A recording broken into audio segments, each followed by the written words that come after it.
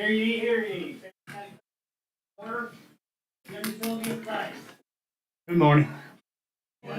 James County Commissioner Court come to order Tuesday, June 11th, 2024, 9:30 a.m. County Courtroom, Anahuac, Texas, and 9:37 a.m. Hobby Hall. If you will lead us, please. Thank you, Judge. Y'all know Robert Perry, who was a coach and student here, passed away. His funeral is this Saturday. Also, y'all know Nathan Brandmark that comes to our court meetings. His father passed away this past week. That's the two I know of that remember them. Pray for them, that God will give them comfort. Lord, we can come before you. Ask your wisdom to be power to all of us as we make decisions as to what is best for Chambers County and its citizens. Lord, you've blessed us so much here. We have so much that we really, Lord, as we go about doing your work, our lives, and in the lives of Chambers County, be in control of all things. Now be with these two families I mentioned, Robert's family, Nathan's family. This time of loss, comfort them as only you can. Help us as we are in communication with them to offer our condolences. I guide and direct in Christ's name we pray. Amen. Amen. Thank you, Robbie. You want to send the pledges? Pledge allegiance to the flag of the United States of America and to the republic for which it stands, one nation, under God, indivisible, with liberty and justice for all. Honor the Texas flag. I pledge allegiance to thee, Texas, one state, under God, one and indivisible. Thank you.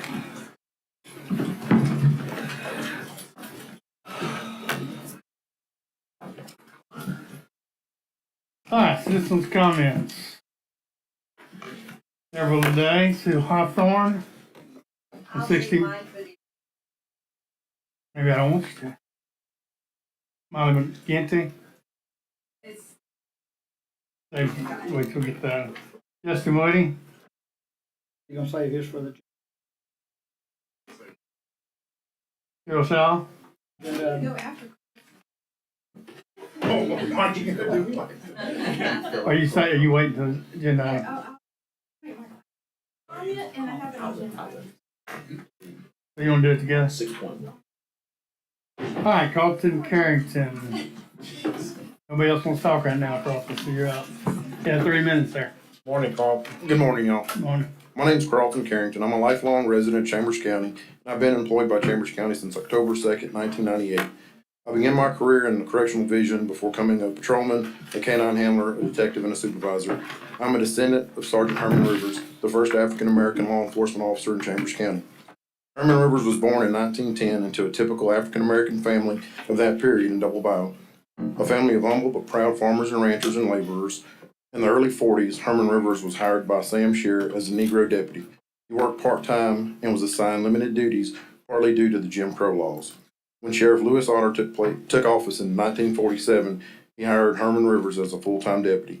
However, even as the officer of the law and with a badge and a gun, he was still subjected to the Jim Crow restrictions of the South.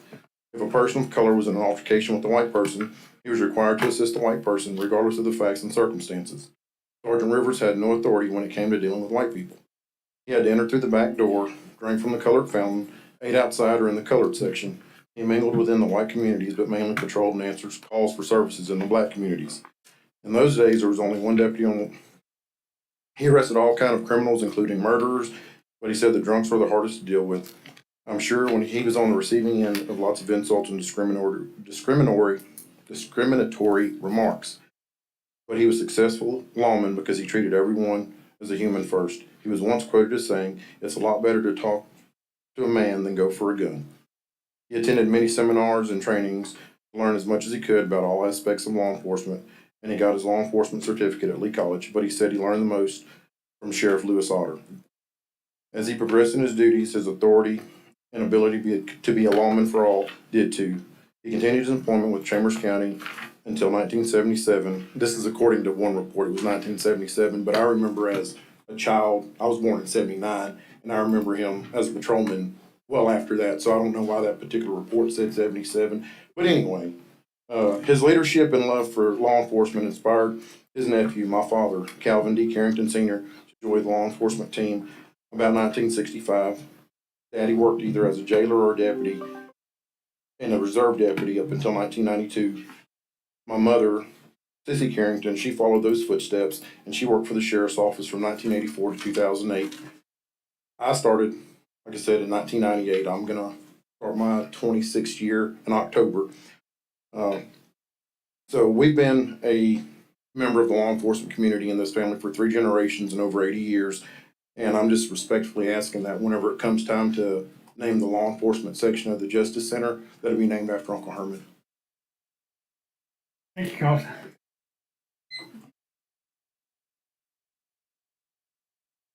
All right, let's go down to 16-1. We have several here for that. Discuss, consider option moving forward with the historical museum location. Sue, you and Molly want to talk this time?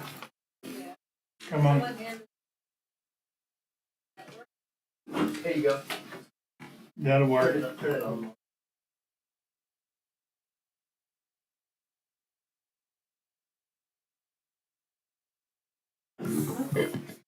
Thank you very much. My name is Molly McGinty, and I'm the county librarian here for Chambers County Library System. I'm very happy to be here today. We are asking that the Bradley House, the historical house that's on Miller, be considered for a location for the Chambers County Historical Commission. They have done many great things. They received an award recently, and they used to have a museum, but that has all been taken over and their stuff's been put into storage, and they really deserve a place of their own. And the Bradley House is owned by the county, and it would be a very nice location for them. It's quite large, and they deserve to have that place, a place to display their things, a place to be able to hold their meetings, welcome the public, and display the lovely historical items that they have.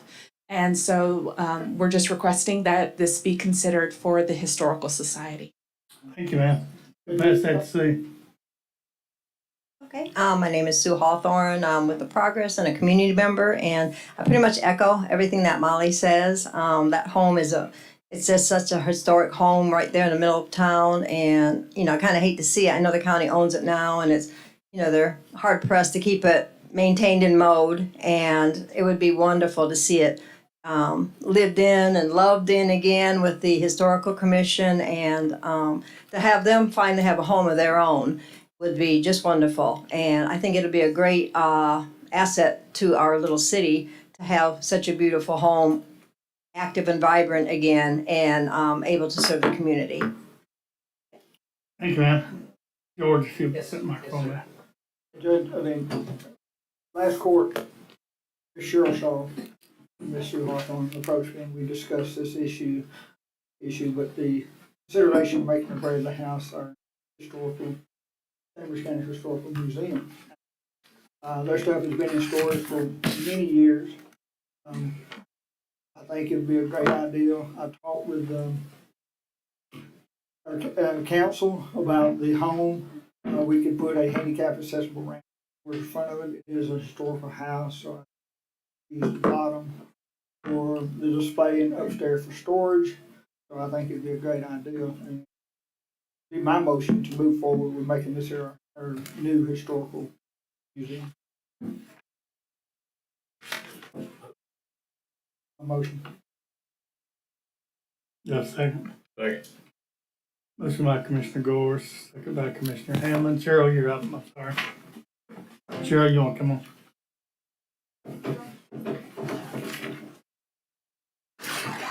Hello, my name is Cheryl Shaw. I'm the chairman of the Chambers County Historical Commission, and I just wanted to express on behalf of the Historical Commission our emphatic support of this item of using the Bradley House as a historical center, and that it would not just benefit the Historical Commission, but the entire community, and by extension the county, and could serve as a tourist attraction as well.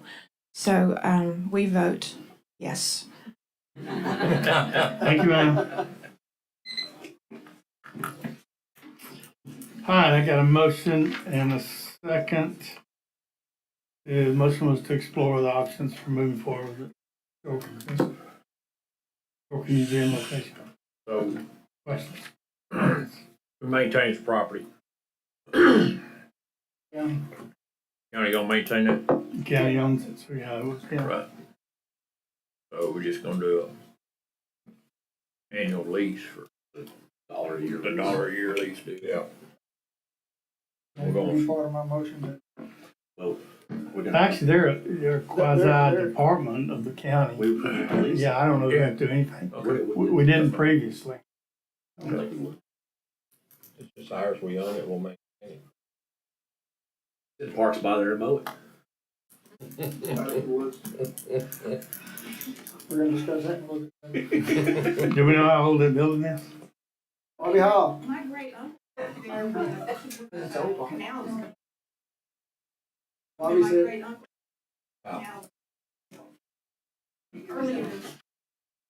and Bobby's thinking it was built in the 40s. How old's Bradley House? Older than I am. No, that's old. Oh my gosh, it's 110 years old. It is, it's probably built in the 30s. Yeah, I can remember as a kid like this, going over Jack Johnson. I think he might have built it. I can find out for sure, but I know it's older than I am. And I'm 83. No. So, Got you in the early 70s, Bob. Bobby, I thought you were 68. no, that's how old it is. Okay. It's historically, I'm not sure what, I know it's just, But I know they had just refurbished it on the inside here recently, Yes. before they sold, before the family sold. And it's in good shape. There's a lot of lipstick on it. well, Probably 100% factual. So, well constructed, I know that, 'cause most of the homes that built in that area in this town are, they're still standing. Mine was built in 1938. All right, thanks, Bonnie. so Judge, could you clarify the motion? Are we voting to move the historical commission to the Bradley House or just to To do it? explore. We're gonna come back to the next What do you have, Danny? What's your motion? My motion was to move forward with having them at the Bradley House. Can we do that with it? That's worded, or do we need to come back? Just consider options moving forward. That's an option. I mean, I think you can. Well, we still gotta go through, get legal and figure out exactly what we need to do. Yeah, but I think it's open enough. Okay. to say- I do too. All right, got a motion second. Any other questions, comments? Just comments, probably need the maintenance to go through it, and I think there's some issues over there that need to be addressed before Yeah, one of them is, we put anybody in it. one of them's handicapped. So yeah, Mike, y'all take a look at that. Not only that, we probably need to look at some drainage around it, because, the Cypress flood right there in the middle, right there on Highway 61. Then all the drainage is underground, the old storm sewers, WPA storm sewers. Okay. We'd have to look at that. We're gonna put in parking lots and stuff like that. Check that out. All right, thanks, Bob. Mike, I'll generate an email.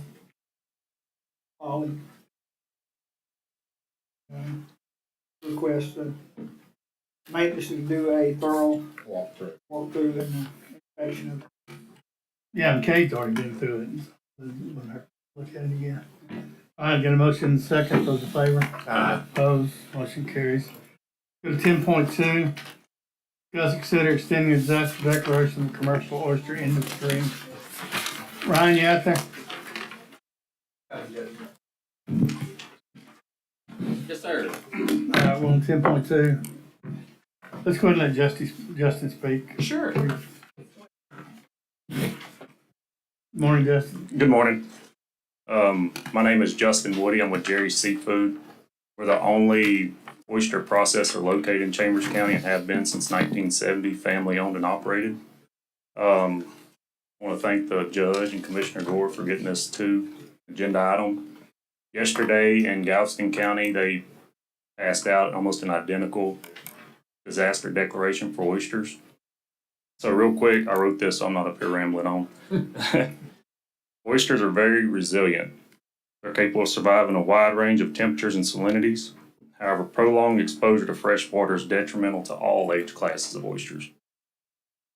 They can only survive very low salinities for a very short period, typically 2 to 3 weeks, depending on their stress levels, water temperature, and some other factors.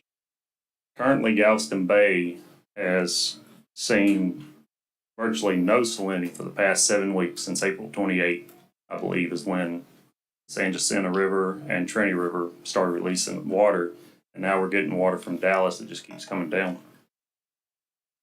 Through routine sampling of our oyster leases during this time, on 3 leases for sure, I've observed 100% mortality rate. And the full extent of the loss has yet to be realized, and we won't know until the bay returns back to normal conditions because oysters are dying as I speak here right now. And so Galveston Bay is unique for being the only bay in Texas with private oyster leases. And Jerry's Seafood owns over a third of the leases in Galveston Bay.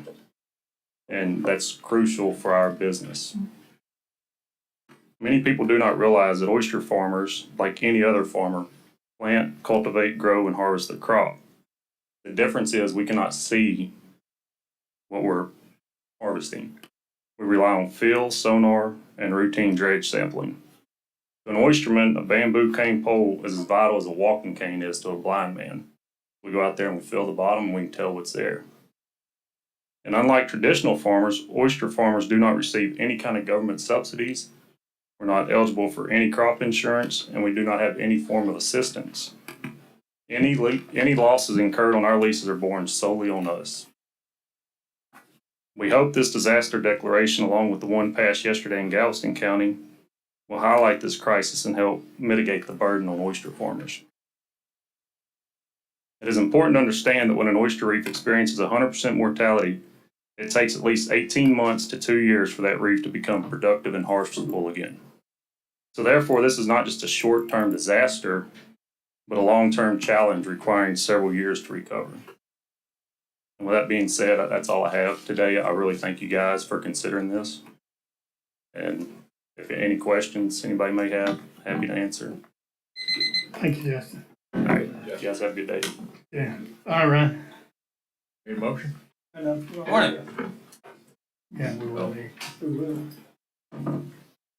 Okay, he did a real good job kind of summarizing the intents behind this declaration that you see in the packet.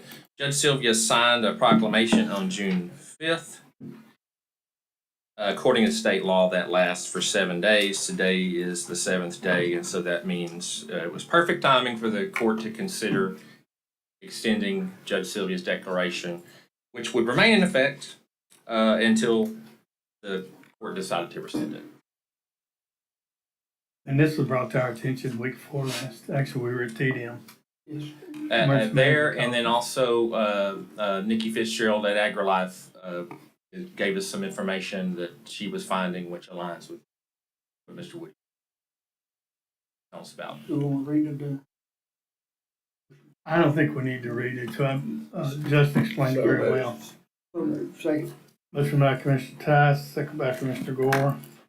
Questions? Say that, Ryan, we'll go ahead and get yours. Those in favor? Aye. Opposed? Motion carries. 10.1. Discuss, consider solicitation proposal for disaster services. Okay, so recently working with purchasing, we advertised for proposals. We didn't receive a very large response on those, and some of the proposals didn't include pricing. When we were at the Texas Emergency Management Conference, I obtained contact information from 25 different vendors that provide the services, equipment rental, the different things that I discussed with George. We would like to re-advertise, make sure those other vendors also get a chance to respond. With the exception of the mortician services, we received 2, Sterling and Proctor's. They did submit complete proposals. George and I agree we recommend accepting those, which would mean if the court approves, then we would just need to get an agreement lined out with them to provide those services. So you don't have it on the agenda except proposals, do you? I do have it on the agenda to accept the mortician services. The way I worded it was re-advertise for equipment rental, food services, hazmat remediation, but to accept the mortician. Okay. All right, entertain a motion. Second. First by Mr. Dagley, second by Mr. Tass. Questions? Those in favor? Opposed, motion carries. 10.3, discuss consider purchasing additional LifePak 35 cardiac monitors from Stryker Medical. Ryan. Hey, so, give me 1 second, I have an echo. You did. Down purpose, yeah, Dr. Reverb on, I'll turn. Okay. So currently, EMS, Chambers County EMS uses 6 Zone cardiac monitor defibrillator units. They were purchased in 2020. There have been some issues with them, primarily with transmitting the patient information and cardiac rhythm to the hospital or to a doctor or medical direction at the emergency room. Previously, in 2023, it is my understanding previous administration recognized their issues and wanted to replace those, but it didn't pan out at that time.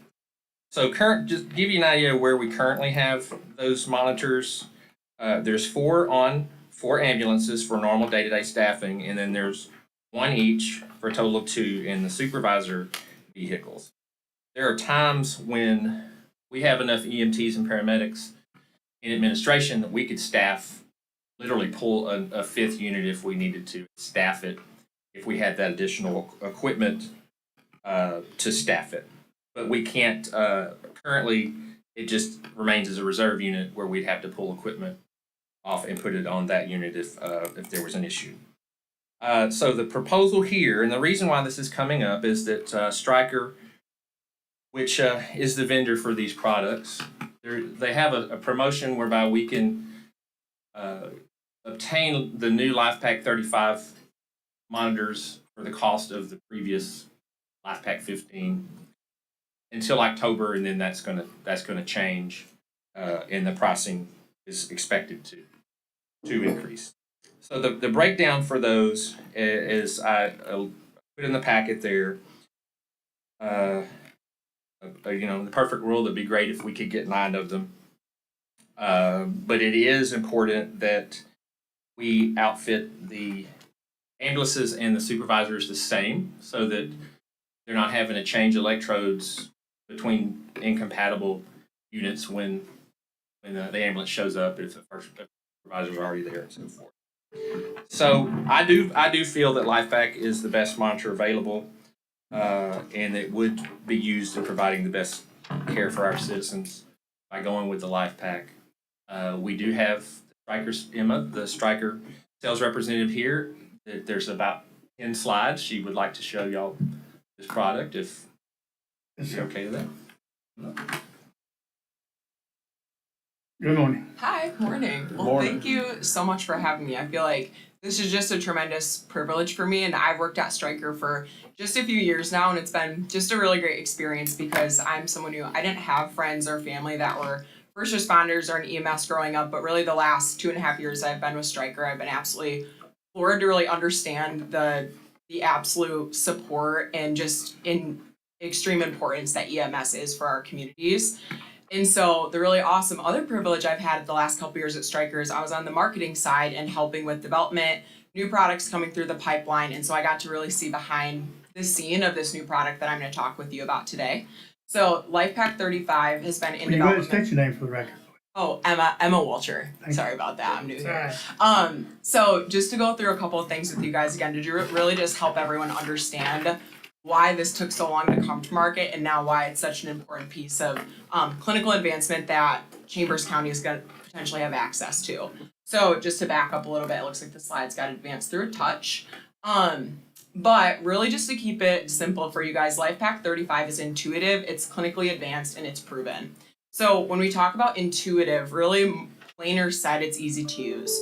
So the reason why we feel so confident about medics using LifePak 35 is because of the one-to-one buttons that allow medics to have very minimal training and be able to use this device as really after one training period. So see, I put a slide or a little stat on the side of the slide here that says there was 25,000 FDA user tests performed, and really what that FDA test was taking medics who have never seen this technology before, they've never used it before, and say, with this, 15 minutes of training, we want you to actually go through and show us that you can perform all of the different monitoring needs on this cardiac monitor with that 15 minutes of training. And so we're proud to really say that 25,000 people went through that testing and passed it. So again, the reason why that's actually significant is, yes, to make the lives of our caregivers easier, but it also means that in the event of an emergency, they're going to know exactly what to do. And that's really important when somebody is suffering a cardiac arrest. So the next thing on here is clinically advanced. So again, this just feels like such a huge milestone for Stryker. But we are now the first company to offer these couple key features. So we have this touchscreen, which a couple other companies have, but really why this is significant is now we're offering a 15 lead. So really what that means is now there's going to be 3 additional views for our caregivers to monitor when they're looking at that view of the heart. And then on the other side here, sorry, it's a little bit of an eyesore, but if you look at those, we have 2 new technologies, only FDA approved technologies on the market that are called STJ Insight. And then the other one is CPR Insight.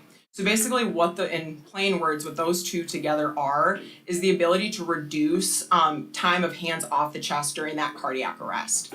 So this technology is actually going to allow caregivers to have either automated compressions or hands on the chest for longer, which really goes to show that there's going to be much more success in converting these patients, which is directly correlated to the most amount of times of hands on the chest as you can get.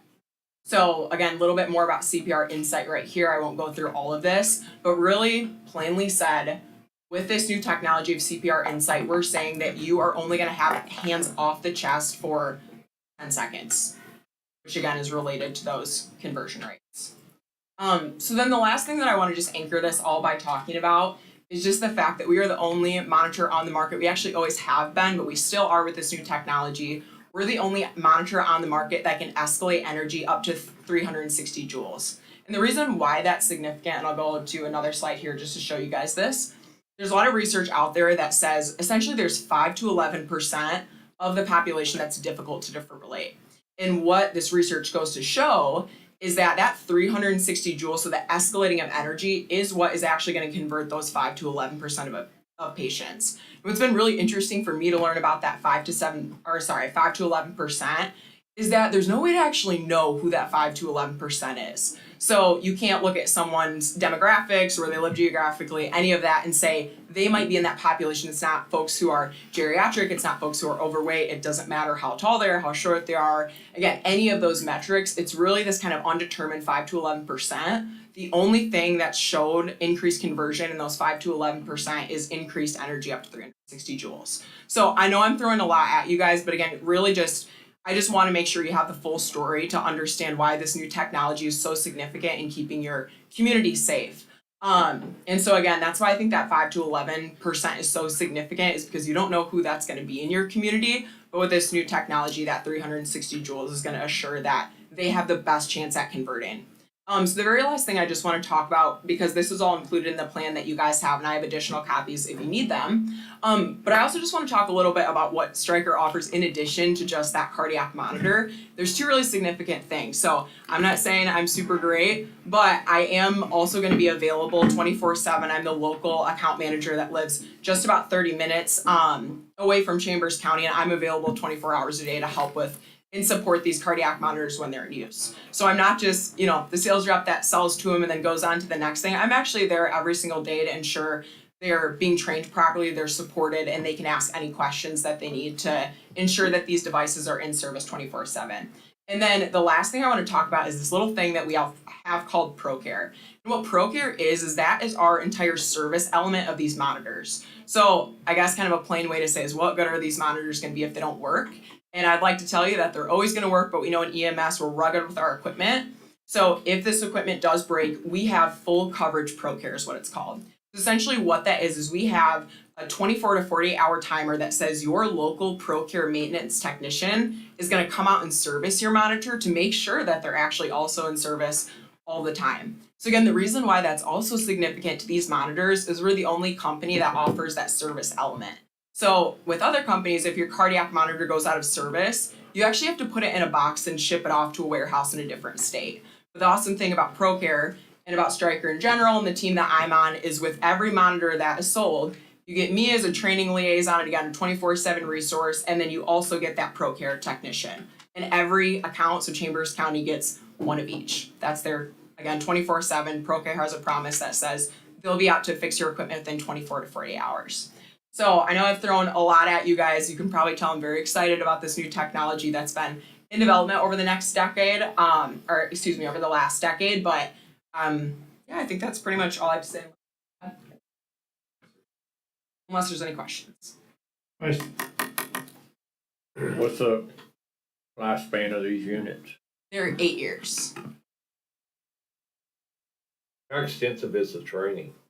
So training typically is one in-service day, so I'll come and see all the crews. Typically it's about 1 to 2 hours. So the way that and everyone does it differently, but the way that I run my training is I typically will go through some sort of just background clinical education for them to actually see these technologies much more advanced and actually understand why this technology is significant. And then from there, I'll go through, teach them how to use the unit from just a day-to-day standpoint, cover troubleshooting, and then from there, I'm a big proponent of hands-on. So that second hour of that hands-on training is almost always, again, just what I said is that hands-on element of everyone going through, performing the appropriate troubleshooting. And then I'm also a proponent of an annual refresh training, so I'll come in and just do a refresher for any new medics that have come in, so. Okay, thank you. Yep.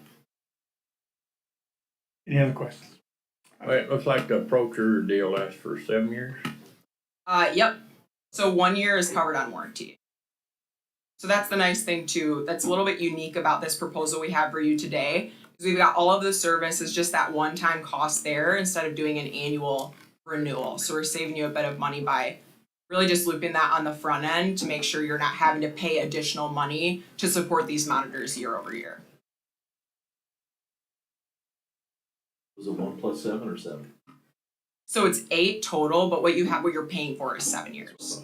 Yep, so full 8 years coverage on the service life of those monitors, 7 years is paid, the 1 year we're including on warranty. All right, any other questions? Thank you, ma'am. Thank you for your time, I appreciate it. Thank you.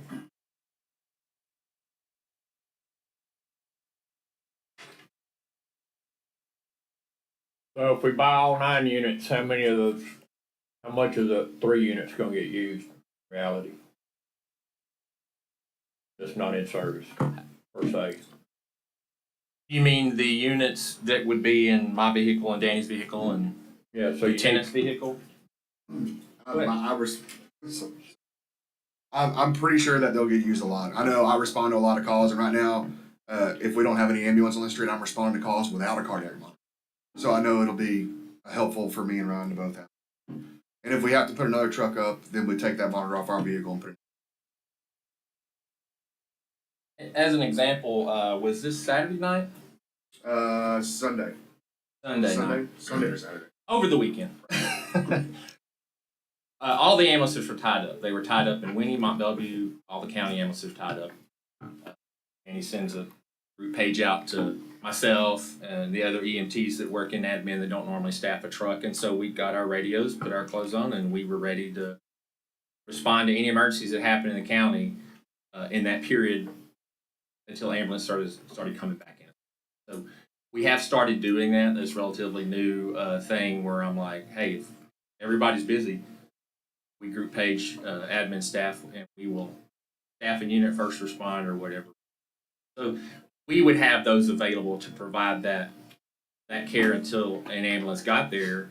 And then the theory is they just unplug the cord on that unit and plug into another one. Currently, they have to actually remove them from the patient and swap them over with it being a different brand. And our AEDs in the county that we have in the buildings are compatible. Right. So the current AEDs we have now that are in the county building. That's what I'm saying here. The current AEDs we have right now are Stryker, basically AEDs. So when our ambulance gets on scene, let's say that we use an AED, y'all use one here, we currently have to stop care, remove the pads that are on the AED, and put our Zoll pads on. if we switched over, that wouldn't happen. We just unplug and plug it straight in. That's compatible. The AEDs here in the county are compatible with these monitors. It would save time.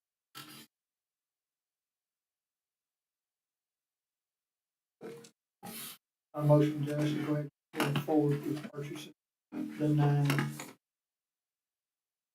strikers. Second. Motion by Commissioner Gore, second by Commissioner Tice. Now, we have Is that to purchase outright? And the purchase is a Purchase co-op. outright, I mean, huh? And the purchase is a co-op, just letting y'all know. Yes. Mm-hmm. And I asked Ryan about the trade-in value of the other ones, so we are getting, About 40. Yes, sir, I forgot to mention that. So it was 6,500. 6,500 each. 39,000. 39,000. I got a motion second. Any other questions? Ryan, trick question. I know the answer. Will these help save lives? Absolutely. Well, I knew good to go. It could be mine. I started to hook one up and when I came in here, but You should have. Let's hope none of us need it. just keep my finger on the button while. Let me have the button. That's right. All right, got a motion and second. Any other questions, comments? Those in favor? Opposed, motion carries. Thank you, guys. Go save some lives. Okay, let's go to 3.1. Discuss and consider request for city reports to install a concrete truck turnaround North Fisher Road. Sheriff, you out there?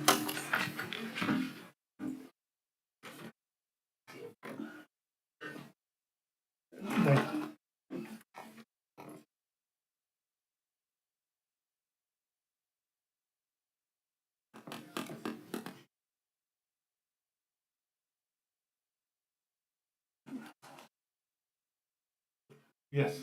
Here we go.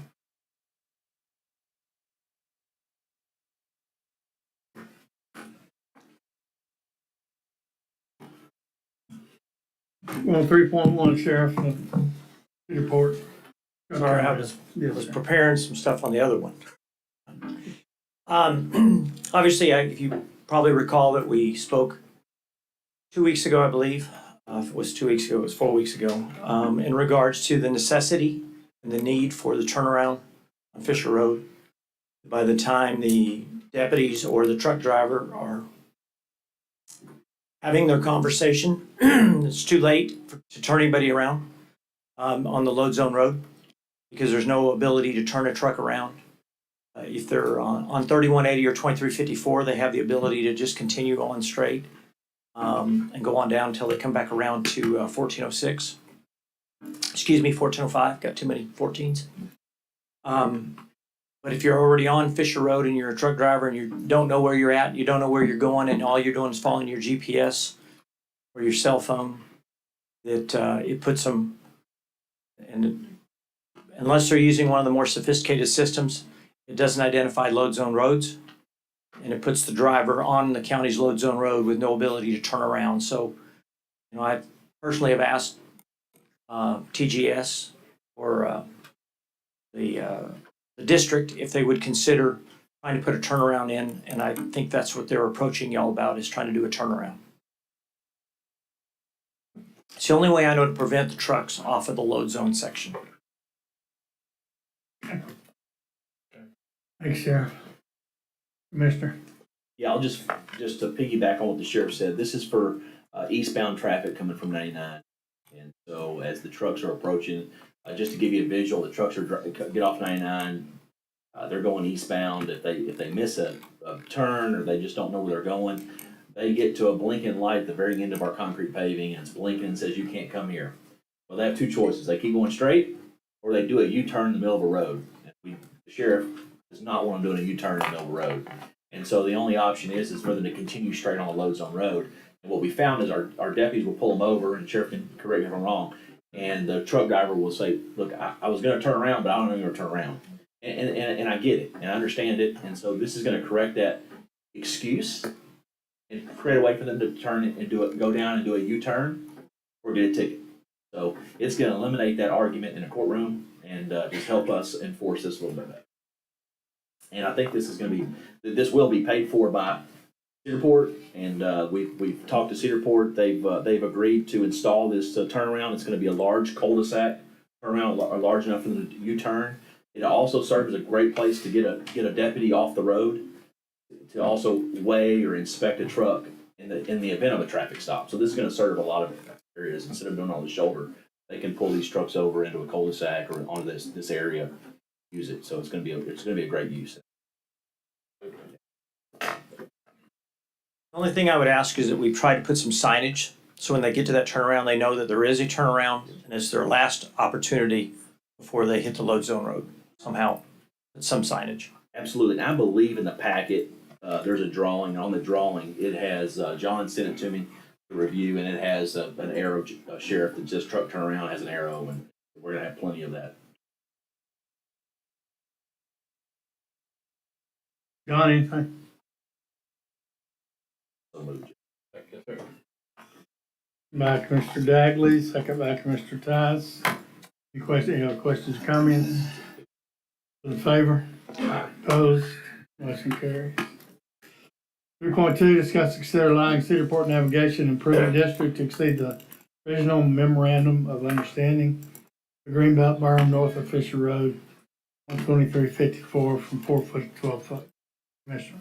So, kind of silly to ask for somebody to exceed something, but I'm going to do that here just because I'm really proud of this. So, in the MOU we have signed currently with the district along the green belt that's in Beach City, there's an attached addendum to that MOU that shows a landscape berm plan for the green belt, and the berm in the plan is a 4-foot berm with some planting on the top of it. So, in talking with the district and John and TGS and Cedarport, we know there's going to be development active along the north side of Fisher Road, probably sooner rather than later, but not too soon, right, John? Yeah. So what this is going to do is I've been talking with the district and just, I don't want to say begging, but I'll use the word begging. I've been asking them quite a lot to see if they can increase the size of the berm. And they've agreed. They've modified their plans and drainage area to an extent, and they're going to make the area north of Fisher Road along 2354. It's in the packet with a really good cross section diagram. But that area is going to have a 12-foot berm in it. I'm really proud of it. And planting on top of that. The planting will come at a time when development starts, but the development of the berm will take place pretty quick, like almost immediately. So whereas the berm was not going to ever happen until the district or TGS went vertical with a building along that corridor, they've agreed to go ahead and construct that berm, which is an extensive expense. And so that berm's going to go into place. There's some noise issues coming down Fisher Road. The road got widened, buildings are down there, truck traffic. There's a lot of noise getting carried down that corridor because the trees are gone. And so this berm's going to help break some of that noise down in the interim. So I'm really excited about this. I mean, again, we're going to take this berm just only for this section from 4 foot to 12 foot. I appreciate John and his staff and everybody at TGS for working with us to increase the size of that berm. So it's a big win. Motion by Commissioner Dagley. Absolutely. Second by Commissioner Gore. Questions? Hearing none, those in favor? Aye. Opposed, motion carries. John, express our thanks to all the guys. All right, 1.3, discuss consider proclamation observing June 19th, 2024 as Juneteenth in Chambers County. Mr. Gore. Yes, sir, I have, Good morning, good morning. Good morning. First, I want to, introduce yourself. I'm about to introduce myself. First, I want to thank the judge and the commissioners for allowing us and putting us on the agenda, number one.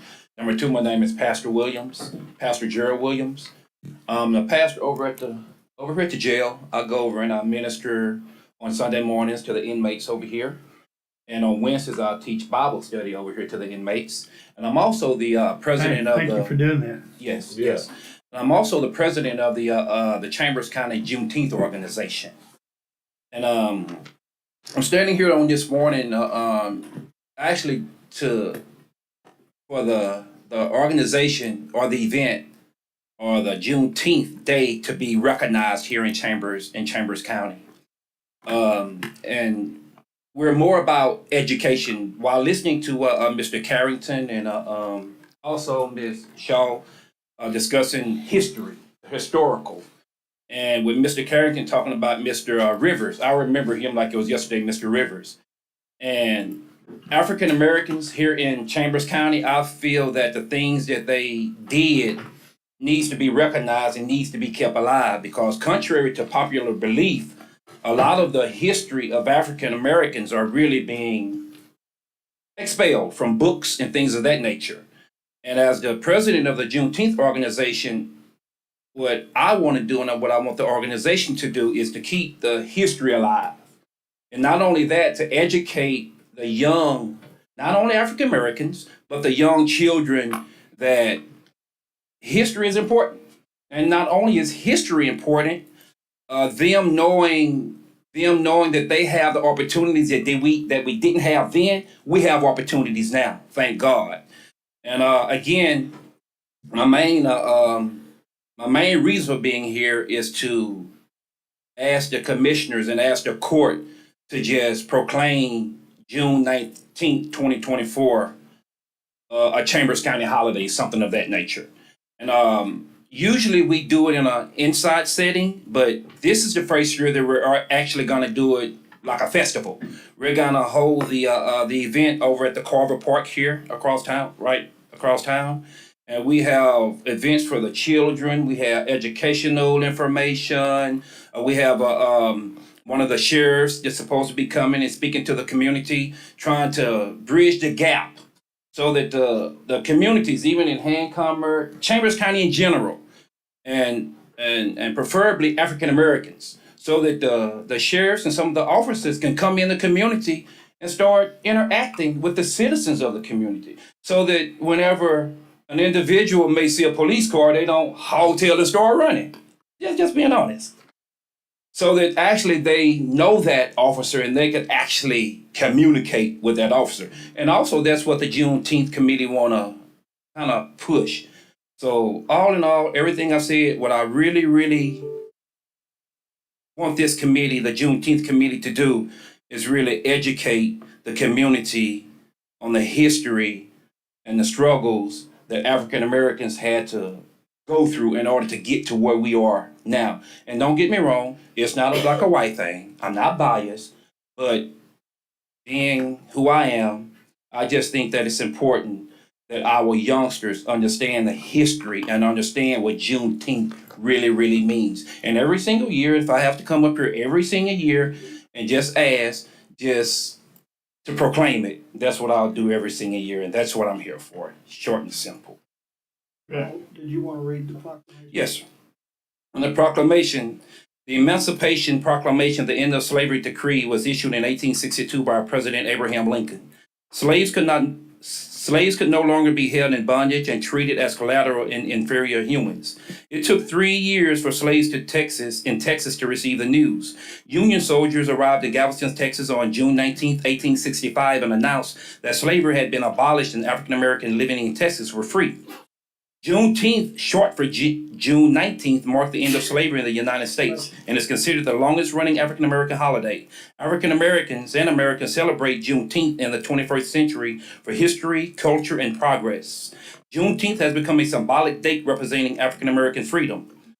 The president utilized his pen on June 17, 2021 to make Juneteenth a federal holiday. According to written history, the first Juneteenth holiday was celebrated at Booker T. Washington Park in Mahia, Texas.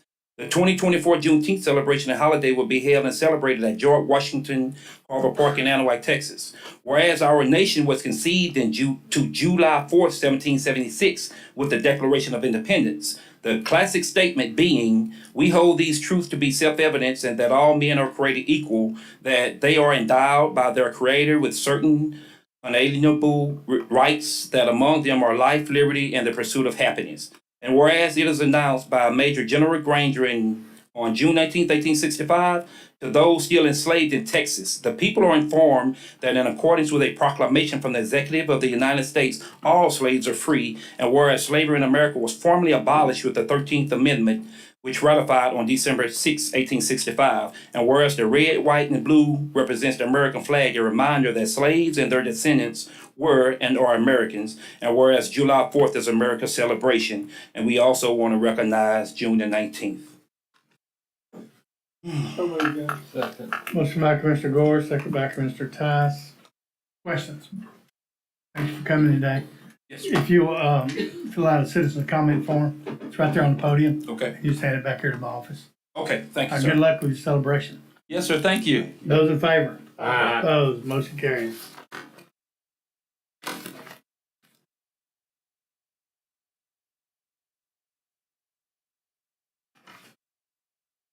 All right, we're going down to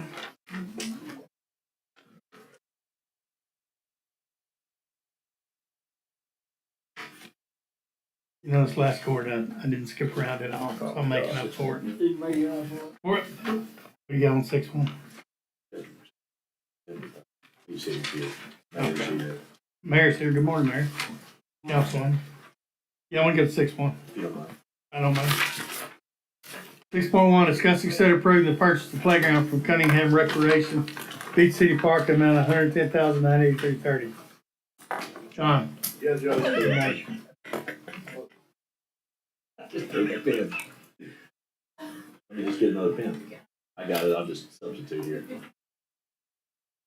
Feel like a backflip, home run backflip for us. I didn't mean to offend John, I just kind of threw my pen at him. Yeah, Judge, this is a, Commissioner Dagley, approached me about this area that we got from TGS that we did kind of a swap, so, I presented Commissioner Dagley with, 9 quotes, and this is the one that he, wanted to do. This is from Cunningham Recreation. So we just want to get the approval on this so we can move on. This will kind of be the first phase to that project. We have some big plans for that area. So. And there's a co-op purchase. Definitely a co-op purchase. Motion by Commissioner Dagley. Second. Second by Commissioner Tice. Questions? Yeah, I got, there's just a couple discussion items. First of all, I want to say, John's right, we're gonna create a really, really nice park expansion in this area. We're doing a great playground equipment. This is inclusive playground equipment. It's a really nice amenity that's gonna go in here. It is one of a few amenities that we're planning for this park expansion. We got some really good things that are gonna happen. We're probably gonna come back to court.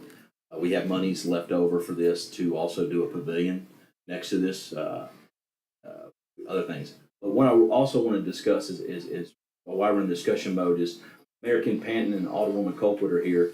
And they are here just to acknowledge that we're expanding the park. But the mayor at the last, the mayor and city council at the last big city council meeting voted to send the remainder of some ARPA funds to the county for the use to also enhance this park. And it's about 22,000, Mayor? $21,640. That's gonna go into the kitty to also do some more amenities. We still have some monies that are owed to us from TGS and kind of a land swap imbalance. That's part of what this is gonna pay for. So this is gonna give us some extra monies to do a pavilion. We're probably gonna do some seating areas. I'm gonna get with the city.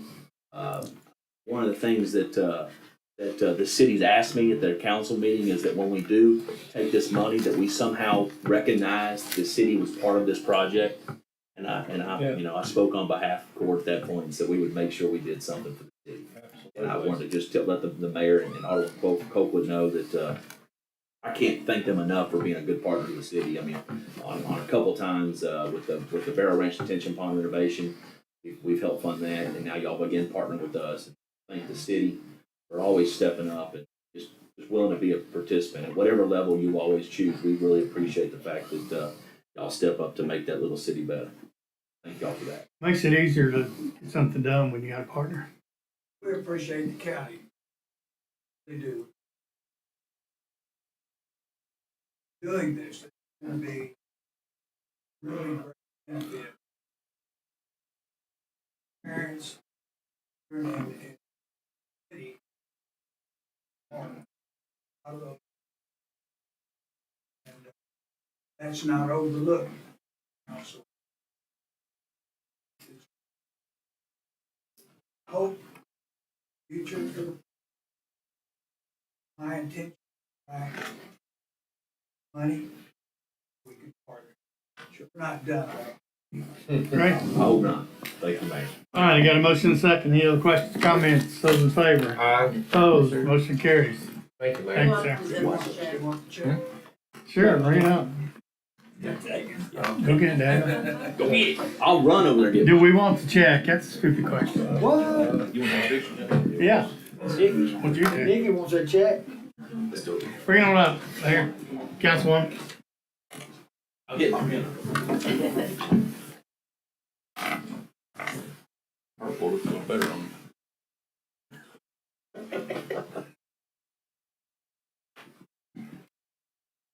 Real check. That's real. Legal tender. Made out to Ryan or who? Yeah. Samantha Helper. Rotate here. I'll cover him. Like I say, Move over, yeah, just move over a little bit this way. And make sure Tom smiles. Yeah. That's a big job. Okay. Yeah, Mark, there you go. I've tried that. There you go.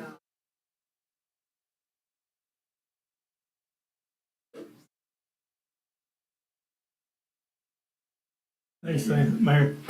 Appreciate it, Mayor. Thank you very much. Thank y'all. Thank y'all. I will. Had carpal tunnel surgery. Thank you, Mayor. Alderman, thank you. Thank you very much.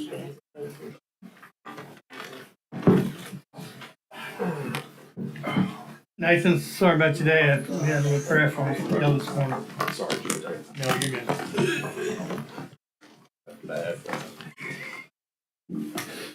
All right, health and welfare, 14-1. Mary Beth, close.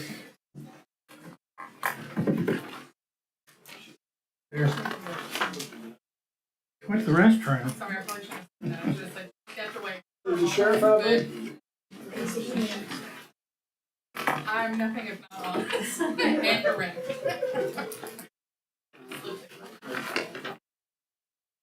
Never. It comes in here and goes out We'll go there. 14 to What? Yeah, I was gonna take care of Mary Beth here about, we can wait.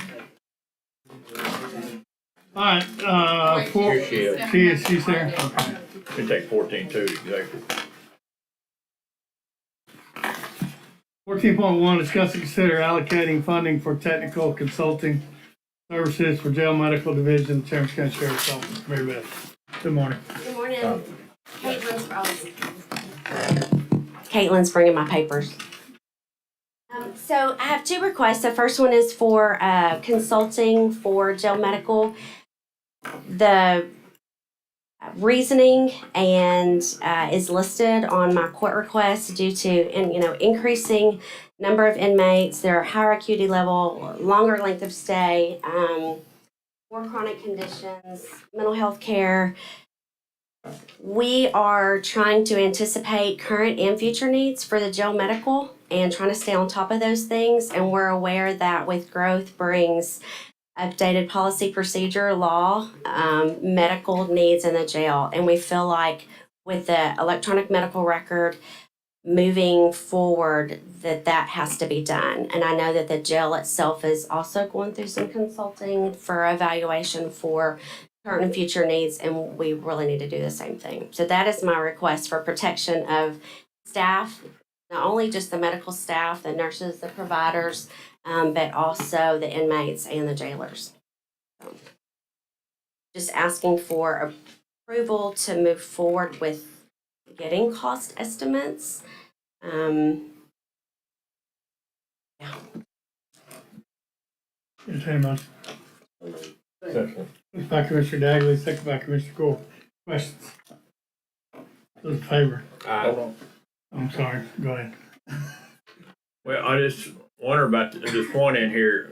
I keep hearing more and more about this, about the increased incarceration time. So Yeah, so, And that's why one of the reasons we're doing the other consulting that we're doing with, GMJ. yeah, of course, well, as y'all are aware, we don't have control over the length of our incarceration time, but we do know that we do have somewhat of an aging population, more ability to have chronic diseases the longer they are incarcerated. And typically, we are their first medical care that I'm not saying across the board, but that a lot of inmates have received for their first line of care. And we do an amazing job. 16 years we've been managing the jail medical over there. And I will say that just looking at population wise, I think our average number right now is about 190 population. And now we have 2 facilities. And so trying to balance that, yeah. This consultant's gonna help determine current and future needs with the new jail facility and what we need to prepare for. Is that what I'm understanding? Yes. The meeting is here's what the county really needs to look at, budgetary reasons over the next 36 to 48 months, or 36 months while we construct this new jail and get ready for 300 beds, right? Correct.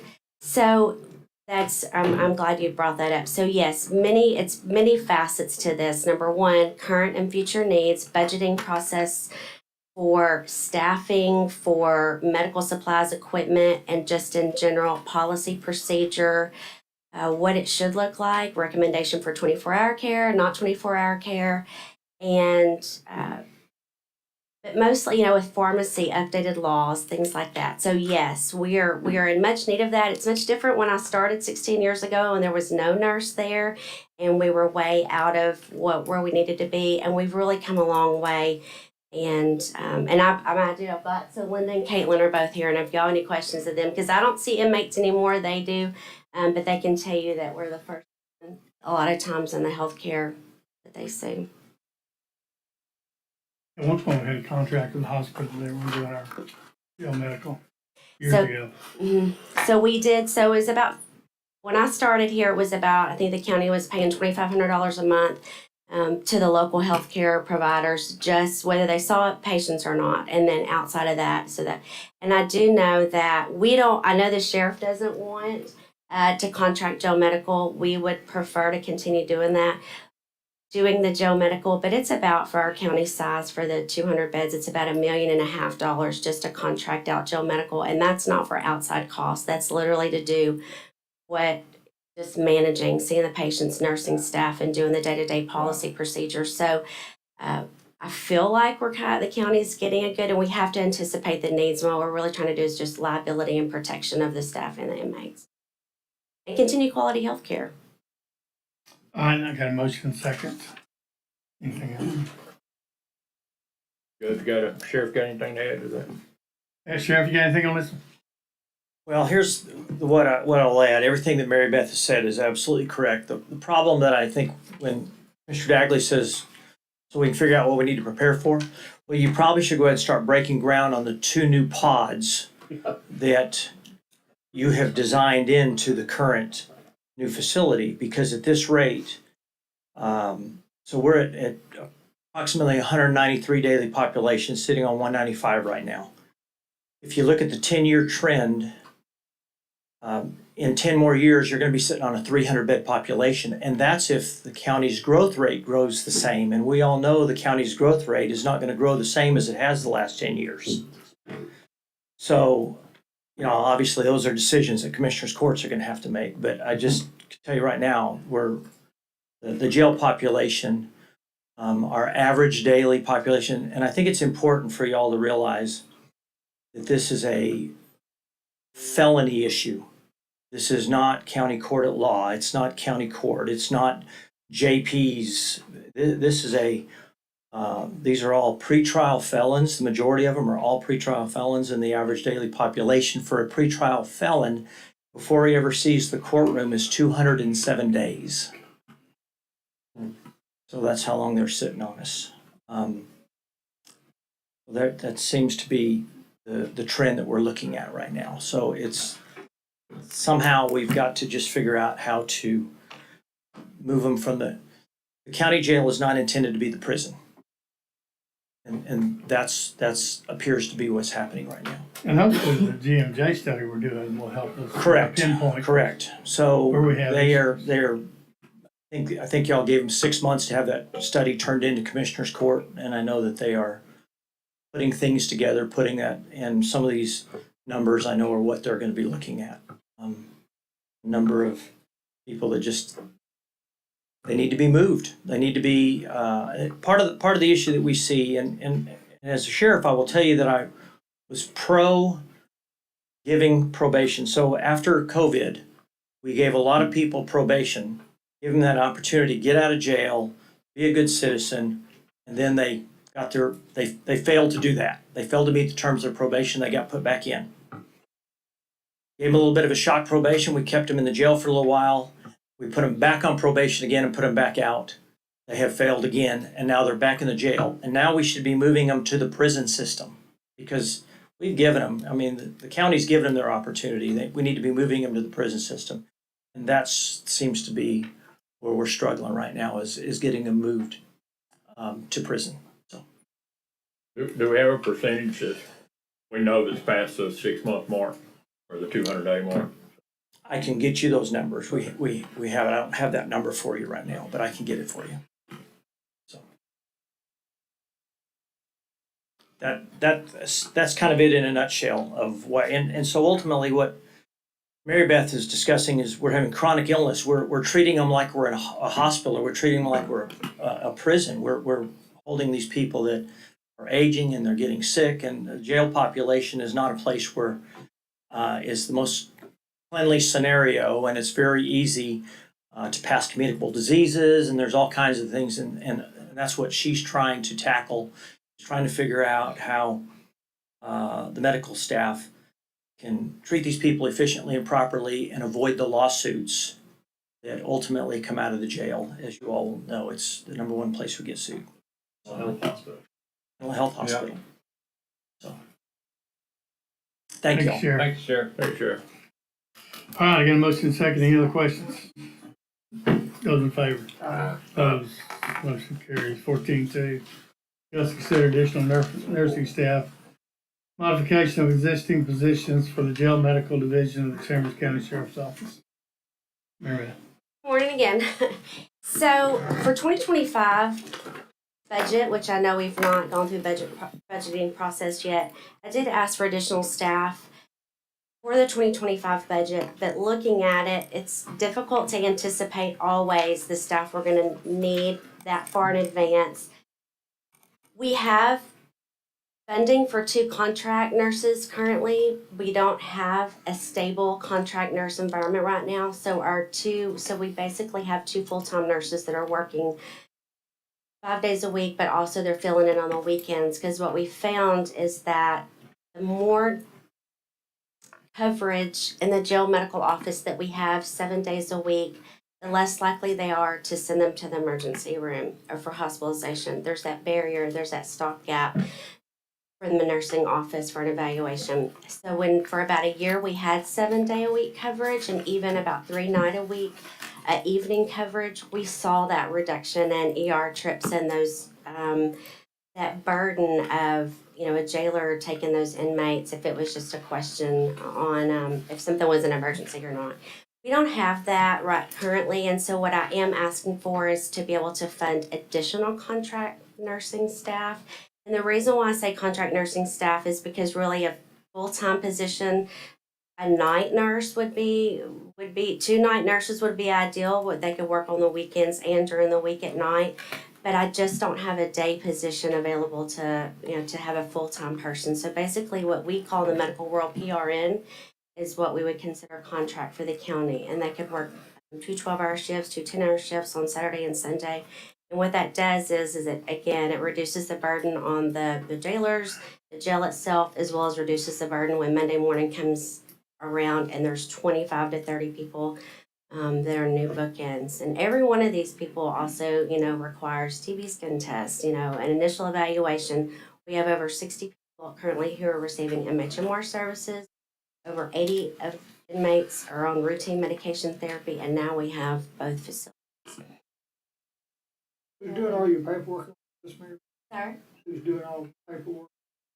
Now somewhere. So we're currently in the transition to the electronic medical record, which y'all approved last year. It just doesn't happen that quickly.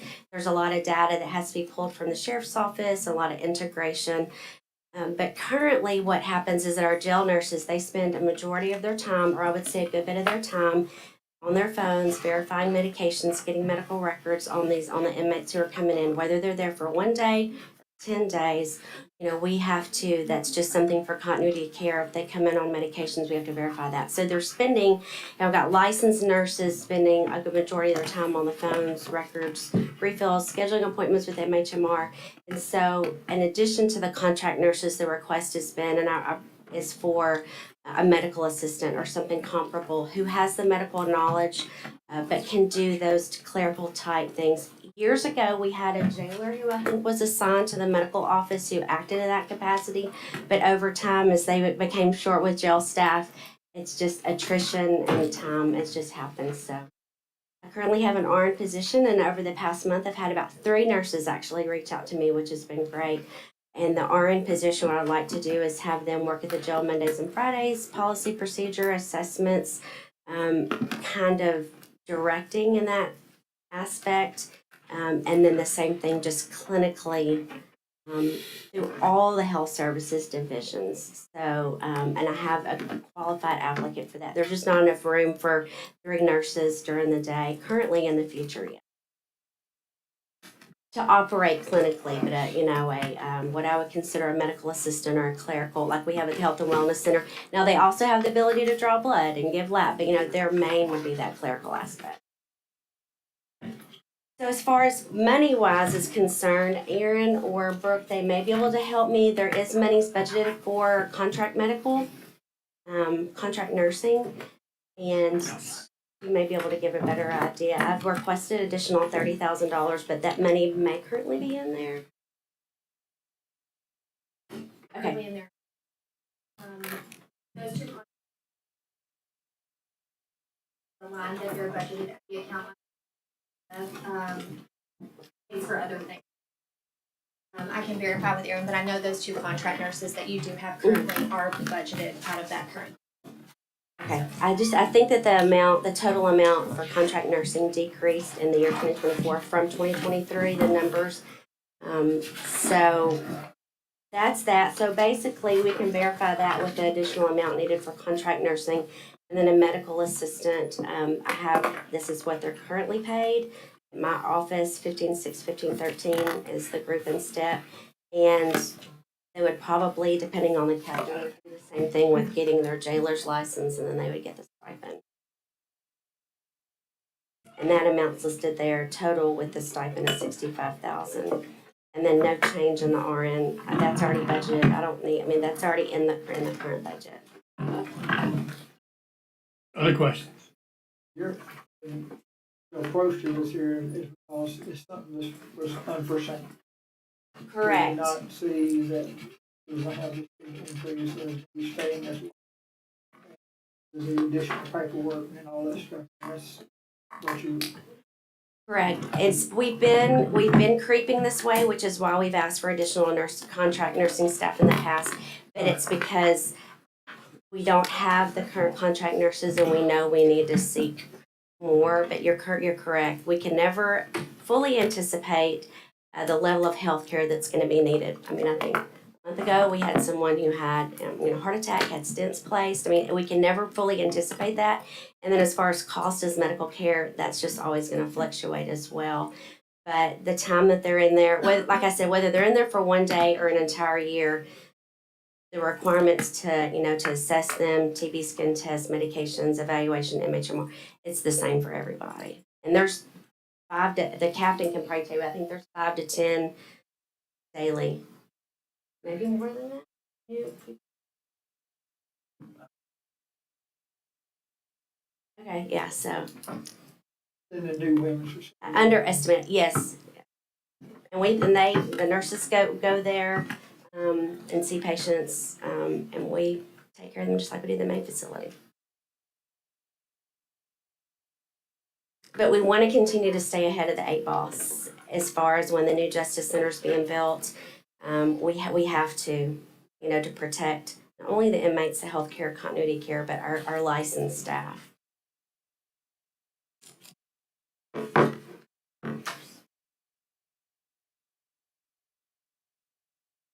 All right, other questions? We'll take that to executive. Okay, we'll take 14.2. More clarification. To executive session. Mary Beth, you can hang around, so we. Okay. Thank you. Appreciate it. Thank you very much. All right, it's 10:51. Let's take 9 minutes, come back 11.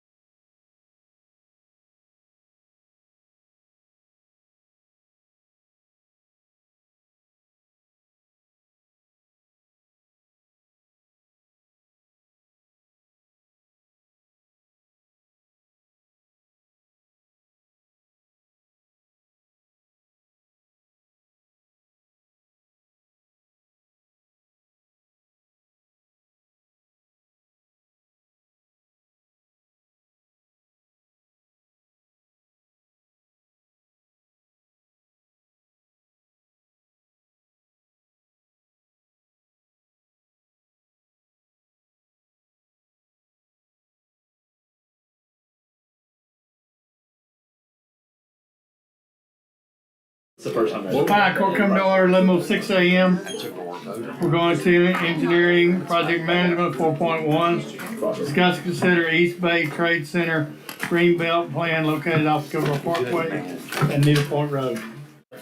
Order Natalie. Morning. So if y'all recall, we actually had the developer come in last Commissioner's Court and kind of fill y'all in on the site changes in regards to the building. This is just the green belt, just part of the protocol. I have to bring it to Commissioner's Court for approval. I don't see any issues as proposed. It's implementing exactly what we have shown in our subdivision manual to be the requirements. So I recommend approval. Motion by Commissioner Dagley, second by Commissioner Tice. Any questions? Hearing none, those in favor? Opposed, motion carries. 4.2. Consider approving change orders to Texas Materials Gulf Coast for Kilgore Parkway. So this is a change order for Kilgore Parkway. I'm actually gonna let Corey step in and kind of elaborate a little bit more on some of the background work that we've been doing to try to get to this point. Thank you, ma'am. Good morning, Corey. Morning, Judge and Court. Okay, so I know y'all had a number. I've been working with Gulf Coast over the last few days since the middle of trying to weed this down a little bit. They did come off with some of their numbers. However, just to let you know where they're coming from. So the first part of that overall number is $199,783, which is for the Sewa Canal crossing. And so this was not a design error, but apparently back in phase one, several engineers back, when the original roadway was built, apparently there was a promise made by the county that they would come back and complete this to Sewa's satisfaction.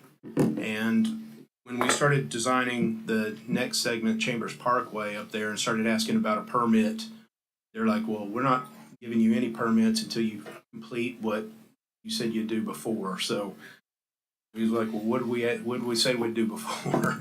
And so basically, I think it has grown at this point because I don't know, they're just they have us over a barrel a little bit, and they're asking for more than probably what should be. But at this point, I don't know what else to do. We've gone back and forth. Several commissioners have been involved. Commissioner Hammond, as of late, trying to get this passed over, and it's just been extremely challenging. So even though it's high, I think at this point we need to go ahead and get that approved so that we can get Kilgore completed, as well as Chambers Parkway permit. That's the biggest chunk of it.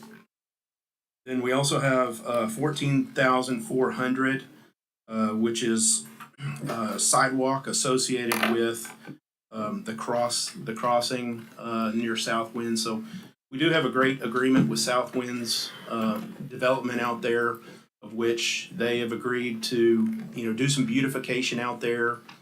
We've put in some additional money. We did some drainage piping for irrigation, so that they could plant some plants and keep that irrigated and keep it alive. But they're doing all the mowing. They're putting in the money for the landscaping. We agreed to do handrail and sidewalk and such. Freeze and Nichols, on their design, they thought there was a different type of wall out there on one side of the box. It was not correct. And so this $14,400 is a design change. I oversaw the design with Zachary and Natalie doing the work, and so was able to save on the drawings and such. But it changes the sidewalk to a 7-inch kind of slab protection, and it has a foundation in there for holding that handrail in place. So it's overall it did save some money, even though it's an increase. So there again, that's correcting a design error. The next one is pavement sealer. So this is another design error from Freeze and Nichols. They left off the sealer. So when you do concrete pavement, if you just put normal thermoplastic over the top of it, and you don't have it essentially primed with a sealer, it'll end up peeling back off. So you got to blast it, and then put this sealer on top of it before you put the concrete on it. Striping that lasts out there. So that's $3,148 essentially. And then they also just an underrun on quantities from the plans. Also another, I guess a little bit, not as much of an error, but an undersight. But additional eliminating of existing stripe and mobilization associated with that. So that was $23,524. And you know what? The other one was a small one associated with the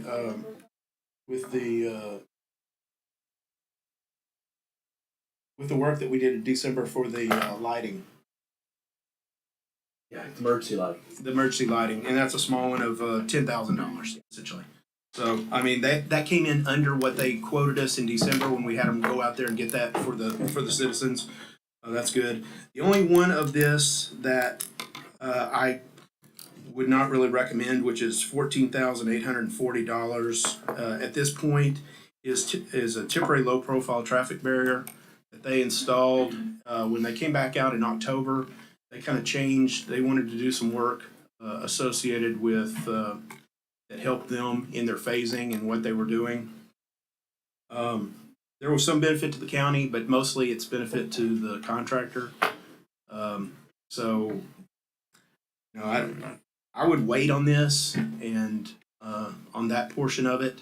And if at the end of it, you feel like you want to come back and feel like there's a benefit, maybe they can come in and discuss that a little bit further.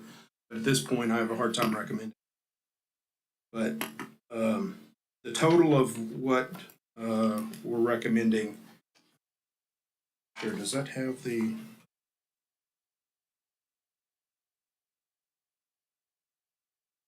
Right at $250,000. So up to 250,000. 250. So 240.84. Do you? And 79 cents. And how much is that other change order? Is 10,000? Okay.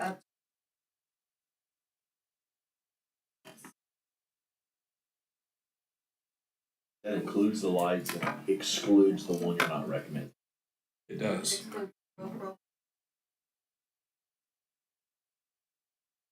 Where's these funds coming from? So what's the up to amount again? Sorry. $250,000.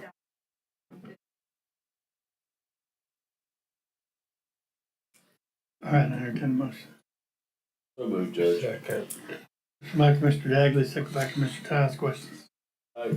Just for the edification of people here today, and a little bit for myself, explain the gates. It's a large portion of the $199,000, the Seaway gates.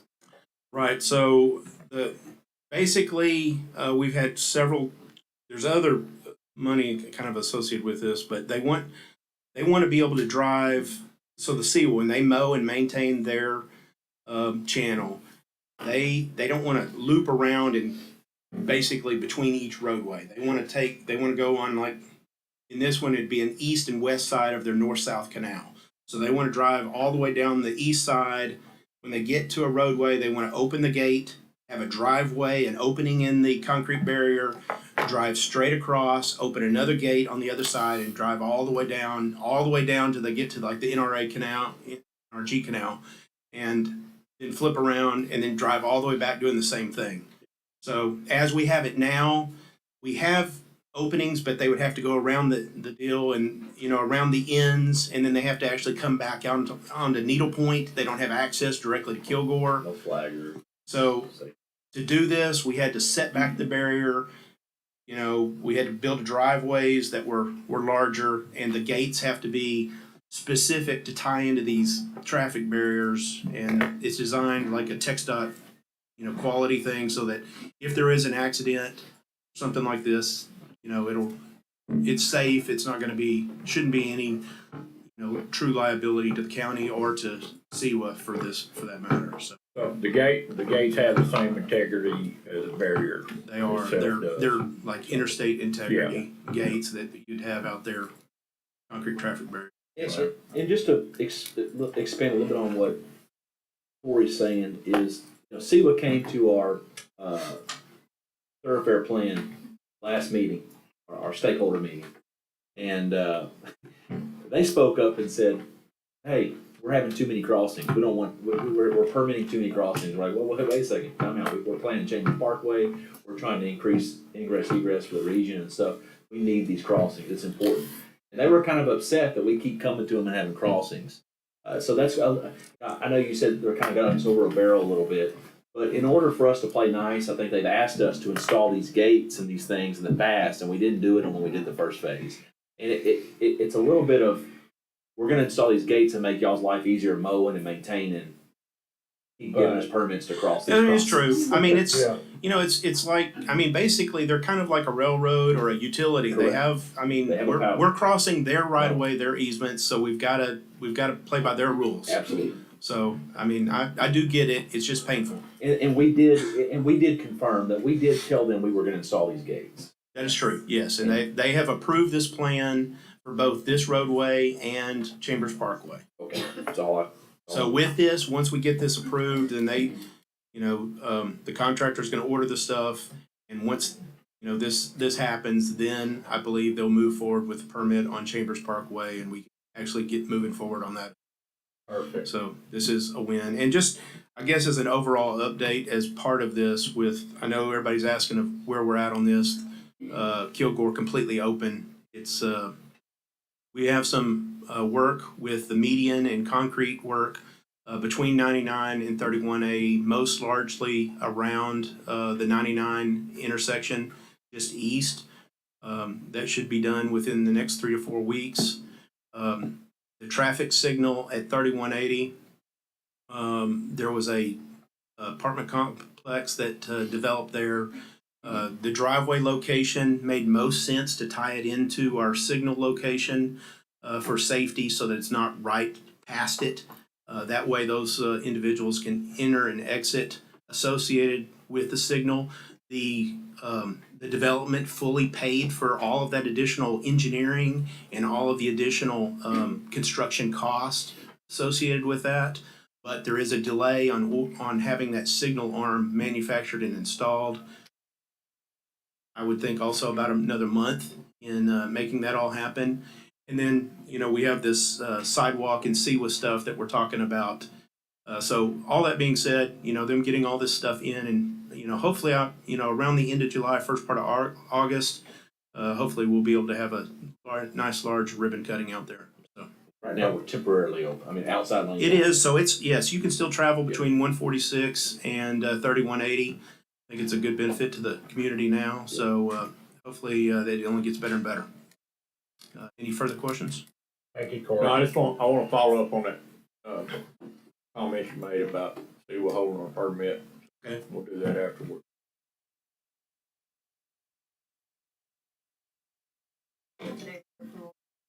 Our part, we are trying to keep delay, make sure that this is exactly what they're wanting and make sure they're available.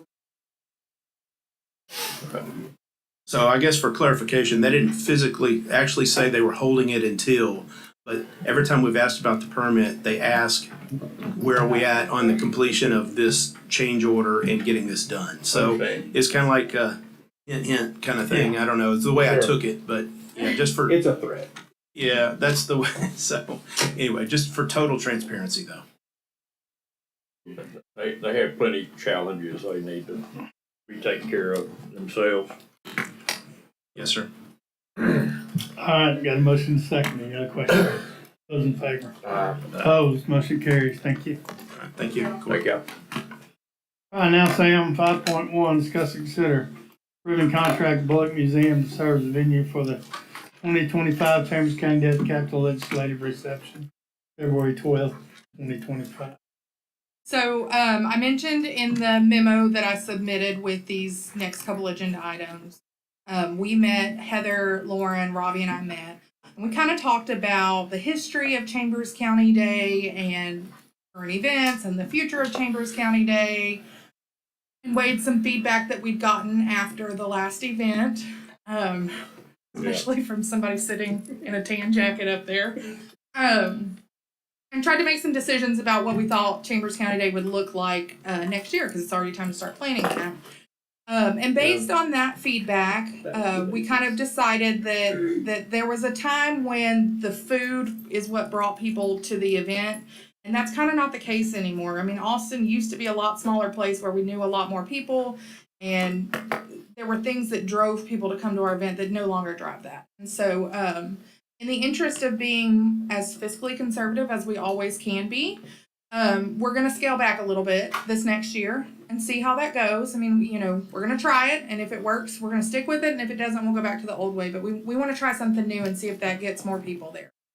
So one of the main feedback items that we got was that the venue that we used was just too far. I mean, to us, because we live in a rural community, a mile is nothing, but to the people of Austin, it might as well be 25 miles. Parking's always a nightmare everywhere you go. But the reason that we used that event was because we were cooking on site, and as you guys are aware, because you've been through this before, there are very, very few venues in Austin that allow you to cook on site, especially within a reasonable distance from.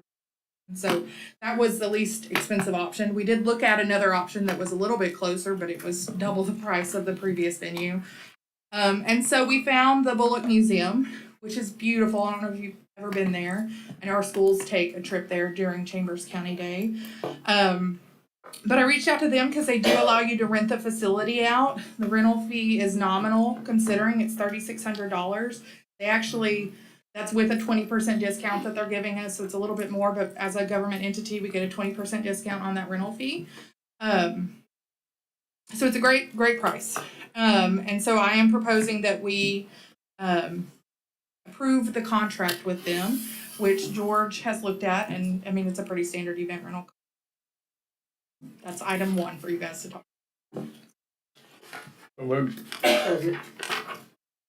Motion by Commissioner Hammond, second by Commissioner Gore. Questions? In favor? Opposed? Motion carries. 5.2, discuss, consider approving Rosemary's catering proposal to provide meal, beverage, setup, and supply service 2025 Chambers County Day at Capitol. So this is kind of the second piece to that. The Bullock Museum has an exclusive contract with this catering company. It wasn't like we could go out and get multiple quotes just because this is the only one they use. So one of the conversations that we had was, let's, try not a full meal, try to reduce some costs that way, reduce costs of staffing to go up and actually cook the meal. It's not inexpensive. I won't say that it's inexpensive, but it is something different that we're trying. It's something that's required because Bullock Museum does not allow you to cook on site. We talked about doing what we're calling heavy hors d'oeuvres instead. So we got a little custom menu action. Tried to keep it to where it was regional fare because we certainly want to still promote the things that we offer. So doing some seafood, some barbecue type things, but it will be heavy hors d'oeuvres. And the bar setup is included in this quote, but if you remember, we do not pay for any alcohol with tax. That is all donation provided, and they're actually paid for out of 2 different accounts.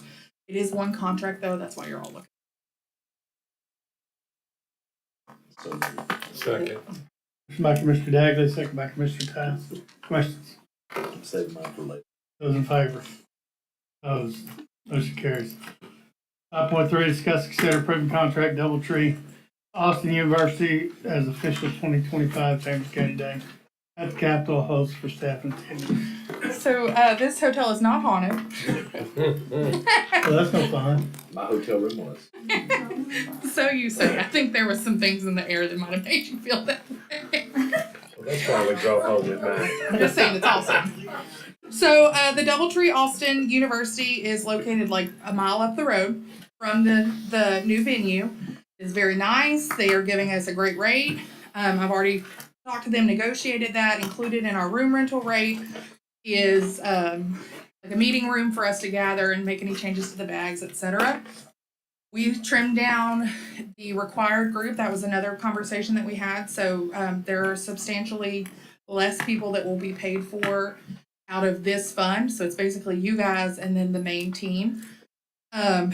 We still welcome anybody in any department or the public that wants to go, and they will be offered the exact same rate that we'll be paying, which is $155 a night. Once we sign this contract, we'll actually have a link so that they can go reserve their own room through this block. We reserved 20 rooms and did a block for 20 additional rooms.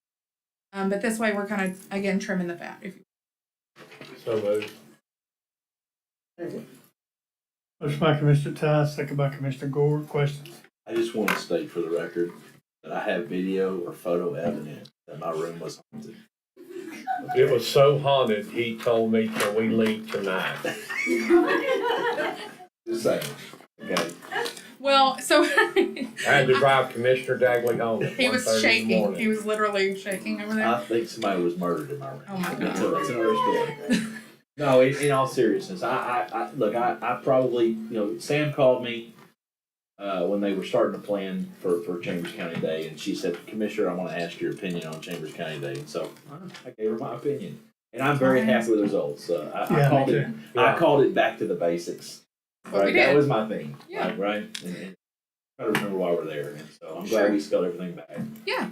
Oh, one other thing that I just forgot to mention is that with renting the Bullock Museum, we actually have access to their 500 car parking. So that's not an issue that we're going to have.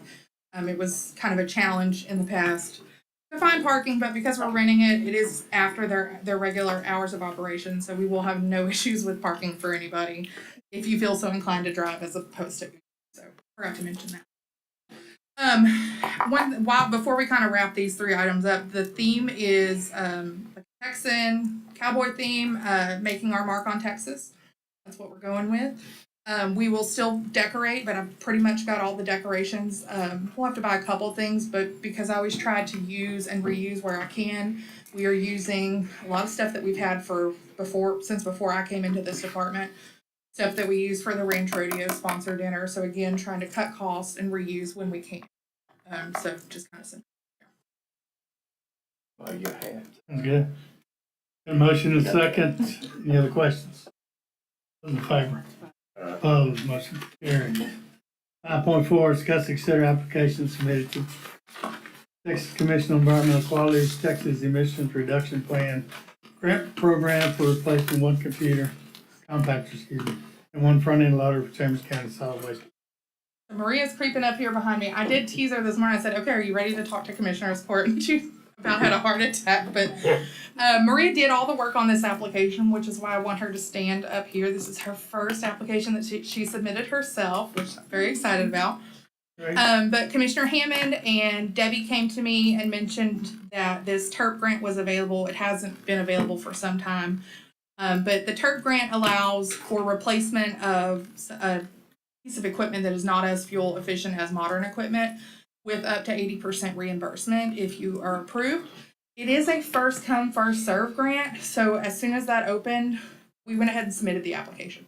We're sharing this information with you for your information, for lack of a better term. The complete application was attached to the court packet. And as always, I'll remind you that submitting an application does not legally bind us to anything. It's just, I try to come to you when I can beforehand and ask your permission. In this one, we were strapped for time because we wanted to get that in as soon as possible. That has been submitted. If we are awarded, we could receive up to 80%. Now, I did look at the fine print there, and we may not get the full 80%. It just kind of depends on their funding, the equipment that we're replacing, so on and so forth. But this is a great mechanism to reduce inefficient equipment at a reduced cost. Yeah, so the compactor is around 900,000, I think. It's right at 900, and the other one is right at 200. So any help is wonderful. Without a doubt. So both those need to be taken out of service. I think compactor's still running, but needs to go away. Here, Bobby. Road Bridge tried this years ago. And our problem is that we could not run the equipment enough hours to warrant grant. We had to pay some stuff back. Right. Because we couldn't run up. Hopefully the landfill, I think the landfill will run these pieces of equipment enough hours. To get the full grant. To get the full grant. Yeah, so the compactor runs all day. every day. Yeah, it should be That no was the problem. only Yeah. drawback we had. We had two pieces of equipment, two little small front end loaders. They just didn't qualify. Walked them in, got them. We could not run them enough to qualify, and so we ended up paying some stuff back. I think they finally just wrote us off, I believe, I'm not sure. There's a folder out there on it, but that's my only thought is to make sure that the equipment they're replacing will be run enough to have the hours to qualify. It's good to know, Bobby. Thanks, John. Yeah. I will say that the application didn't request that. It was more concerned with where we were operating. There are, I would assume, some counties that kind of straddle the line of their districts or TCEQ districts, or there must be some jurisdictions, I would assume, that share equipment across. That's not something we're going to do. But Debbie is very familiar with the reporting requirements and all of the usage requirements. And again, we'll get in it, look at the contract with that thing, actually committing the county finance. Just, got it in, and then we'll see what they say. All right, any motion? So moved. Motion by Commissioner Hammond, second by Commissioner Dagley. Any other questions, comments? Those in favor? Aye. Opposed, motion carries. 5.5, discuss consider providing loan to YPS Aesthetics. general fund amount of $642,098.75, cover exhibitor payouts. So we're back again asking for this, and I know I've said it a million times, and I'm going to say it a million more times. I seriously cannot thank the auditor's office, purchasing, the treasurer's office enough for the help that they've given us over the past almost year with Youth Project Show.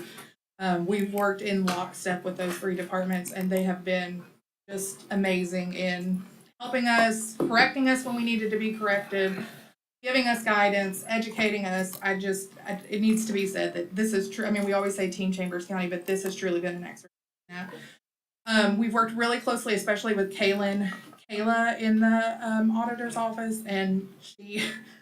Sometimes I think I don't know who's more crazy, me or her, because we would call each other and be like, "I've looked at these numbers a million times, and they look the same. Can you double check me?" And she's been wonderful. So seriously, can't say that enough. We have whittled it down to the loan amount. I put a memo in there with the breakdown of that. We're collecting money every single day when we go to the post office. Sometimes it's $500, sometimes it's $15,000, but every day when we get that money, I know that the ladies in Nikki's office are tired of seeing us because we go over there multiple times a week to get that money in the bank. But we are asking for a loan in the amount of $642,098.75 to cover exhibitor payouts and then some existing kind of payouts that we have there for vendors and stuff. Just so that everybody's aware, we've turned all of that over to the auditor's office and to Nikki's office, and I know that they're quick, so I would say by the next couple of weeks we'll have checks ready. And that's a conservative estimate because I know that they're wonderful with it. That's what that item is for. Motion by Commissioner Dagley, second by Commissioner Tynes. Questions? Those in favor? Opposed? Motion carries. 5.6. Discuss consider authorizing Chris Gant to provide construction consulting services related to the proposed emergency service building. Commissioner Hammond. Commissioner Gore, Commissioner Hammond. You want to talk on Yeah, so, TMP's been designing our new EMS building. So, we just think there's a lot of opportunity there for some value engineering. We felt like, bringing this individual in here, it's a construction experience to help reduce that cost of that building significantly. And Chris is our CMA, right? Yes, sir. And from our side, I'm sorry, George. I'm just making sure the judge understands. He's coming in as a construction consultant, not as your CMA. Okay. Right. So also to point out, is it okay with the grant that we can bring someone in like that? Okay, then we're good. Yeah, and we welcome anything that we can do from the grant side to reduce costs, and so we're 100% on board and excited to have, if that's the way you guys choose to move forward, have this gentleman on board in whatever capacity it is that you want him to be involved. He's able to be involved. Our goal is always to save tax dollars when we can. We welcome outside eyes. So I brought up quite a few points during those discussions with them about possible cost savings. I just feel like Chris's expertise could help solidify that. Right. So moved. Motion by Commissioner Hammond, second by Commissioner Gore. Any other questions? Those in favor? Opposed, motion carries. Thank you, Sam. Thank you, guys. Thanks, Sam. 6.2, discuss and consider approving the purchase of 5 fans, amount of $55,970 for the Winnie Stone Arena. Yes, sir. This was brought to our attention for both arenas. Actually, at White's Park, we have the fans that go down the middle that are not on the bleacher side. But this is the one at Winnie Stoll Arena, which is kind of the opposite. We have the fans over the bleachers, but not over the center of the arena. We think bringing these fans in will just make that arena a lot more rentable for bigger events. So we are doing some major upgrades there. And since we already have the 4 fans from the same company, we just want to keep with the same company for the new fans. And it's a buy board purchase.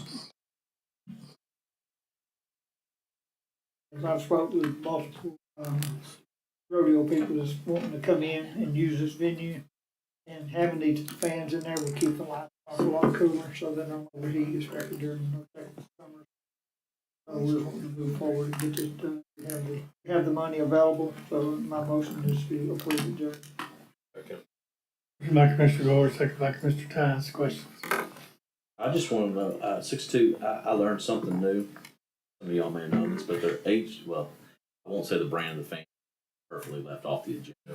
Just, Official name. No, they're on there. Big ass fans. It's on there. But It's on they're actually HVLS fans, which is high velocity, low speed. High volume, low speed. Sorry. Yes. So it's a brand of fan. Low, big, turn it. So anyways, I learned something new. So I'll just share that. You just want to say big ass fans. I do.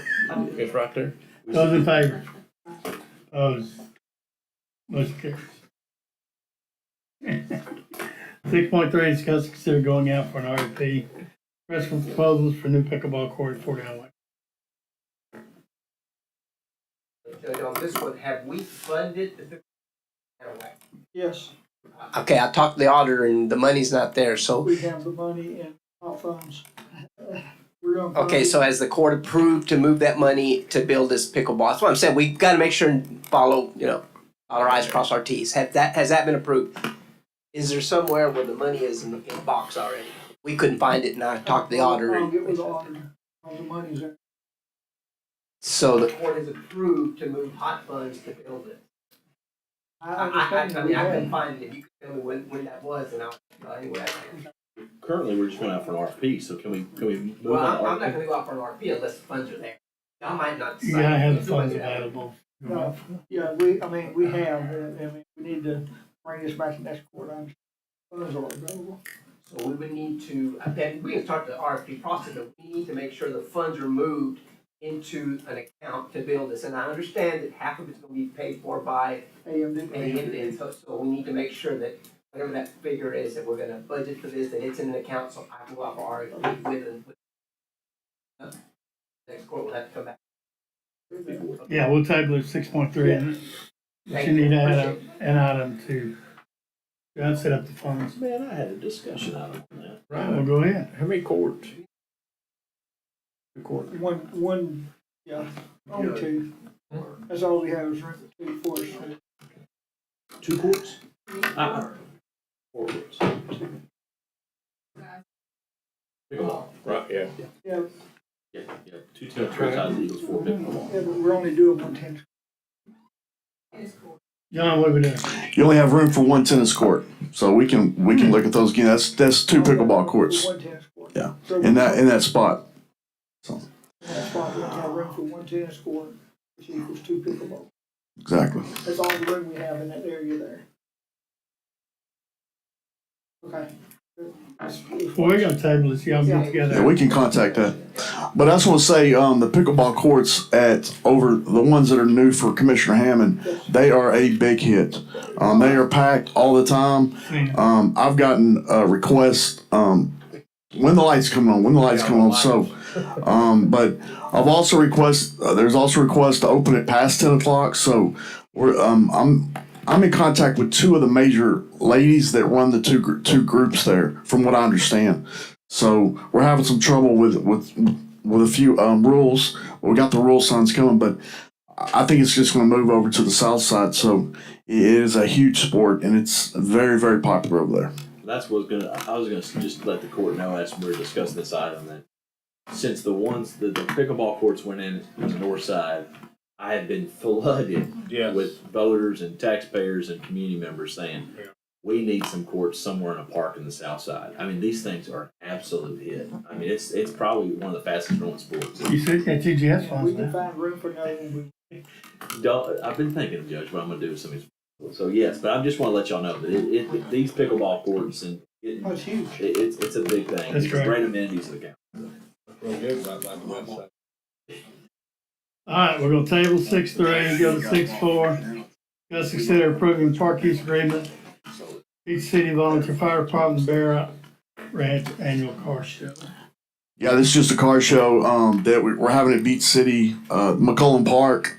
We have the contract from what Commissioner Dagley told me, it's a pretty big event. So we just contacted Mr. Eversole and got the contract. So they have that park from Friday night to maybe Sunday night.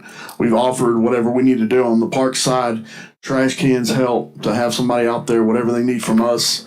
We offered that. Hopefully our pavilion will be built. It's gonna be close, but hopefully it'll be built. So. Pour the slab tomorrow. Yes, sir. 8 a.m. Excited. So moved. Second.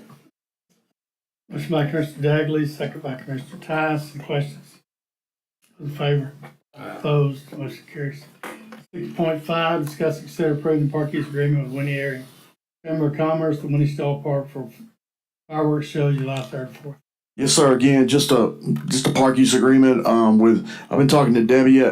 Debbie, not sure last name. She's with the Winnie Chamber of Commerce.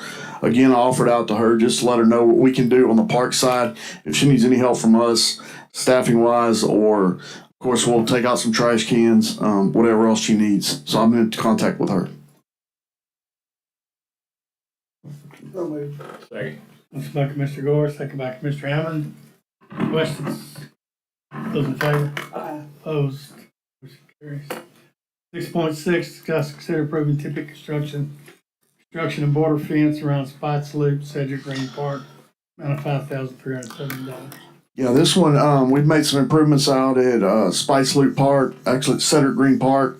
But at the very bottom of the kind of the hill there, basketballs go down there, kids run down there. So we wanted to put a fence up along the water, and then come up on the north side of the park, to put kind of a protection fence out there. We have the fence material in our office, so all we're asking for is the installation and a couple pieces of equipment that they have to put in. So it's basically for the safety of the park.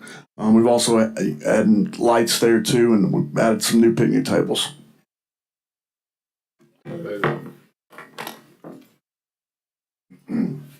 By Commissioner Tice, second by Commissioner Gore, is that right? Yes, sir. Questions? Those in favor?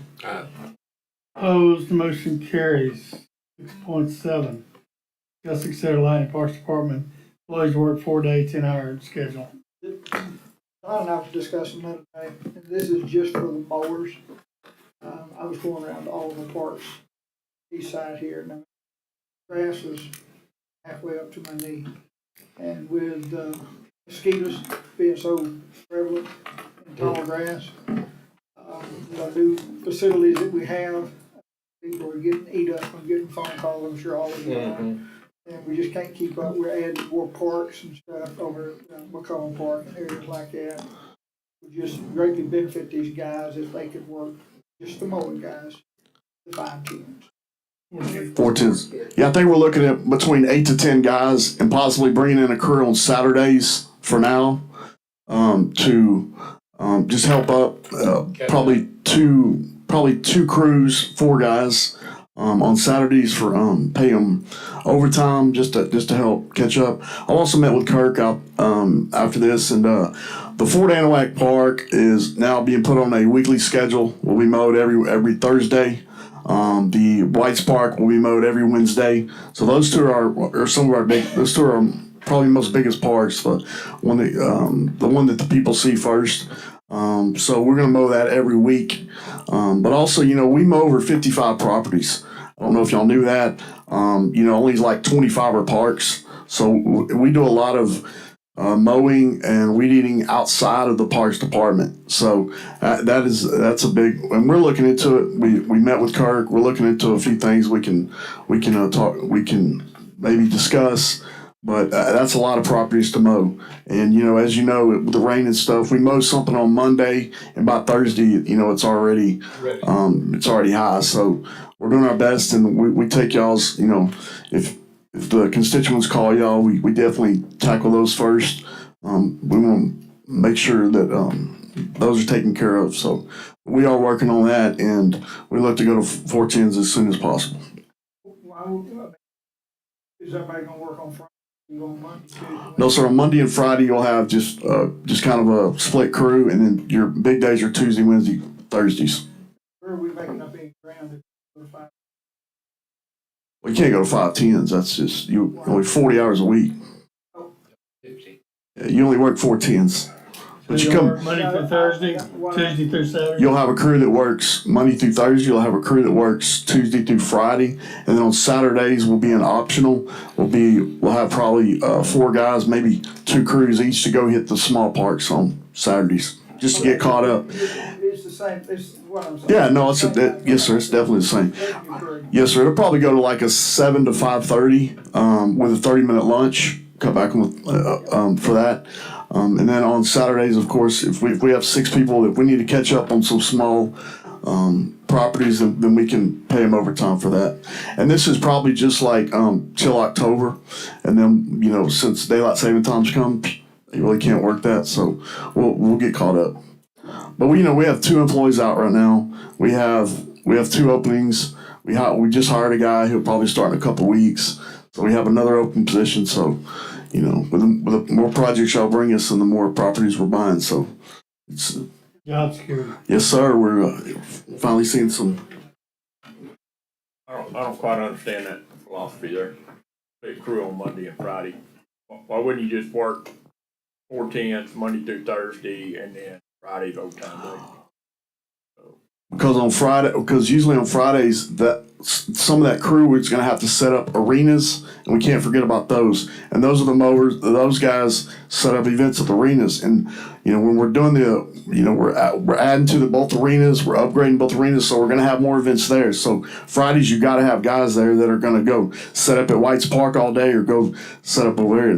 This doesn't include any of the sports complexes or anything else. Your other 8 or 9 guys that work just Monday through Friday. But you'd work them on Friday if you could. Okay. Yes, sir. If we need to bring them in, we can. But we're just talking about the mowers, and it's probably between 8 and 10 guys. That's all we're talking about. I just want to see what the logic was there. All right. Entertain a motion. Clarify. Back to Mr. Gore, second back to Mr. Tynes. Go ahead. Clarify, this is just for the mowers, please. Motion. This is, It- yes, it this just- is for it's very mowers general. only. Thank you. So you want to amend your motion? I want to amend my second. No, your motion. I want to amend my motion. To say just for the mower. Just for the mowers. I amend my second here. You have amended motion, amended second. Those in favor? Aye. Opposed, motion carries. 6.8, discuss and consider going out This is for effective. requests for proposals for new rodeo equipment. County arena. Can I back up just for a second? Sure. This is effective immediately on mowers. Next week. Next week. We'll make these next pay period.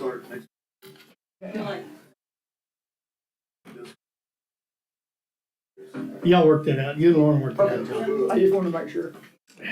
All right, 6.8. So 6.8, Judge, I see RFP, no need for RFP pre-FERT is on our TIPS contract, and if we have the money, we can buy them. We don't have to go out for RFP. They are one of our goals. I had told the commissioner, I don't think he told John. If they have the money, they're good. Yeah, we do have the money, so I mean, in my motion, we move forward with the purchase of them. Instead of going out for RFP. Motion by Commissioner Gore, second by Commissioner Tynes. Questions? Those in favor? Opposed?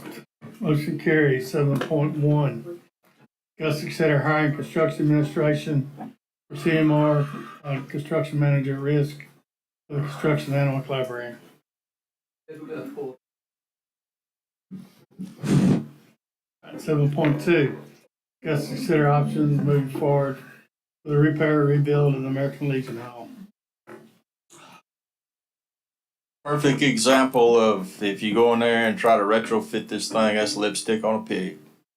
I mean, it's not good shape. Everything's old, the wiring is still the old cloth, there's no conduit.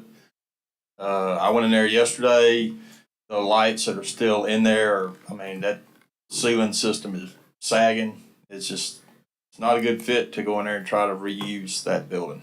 We need to completely rebuild the whole building. So, yeah, I went with Cade a couple weeks ago and walked through the building. I think the general consensus is the first phase should be a bulldozer. Go from there. That was the consensus my first year on the court 5 years ago.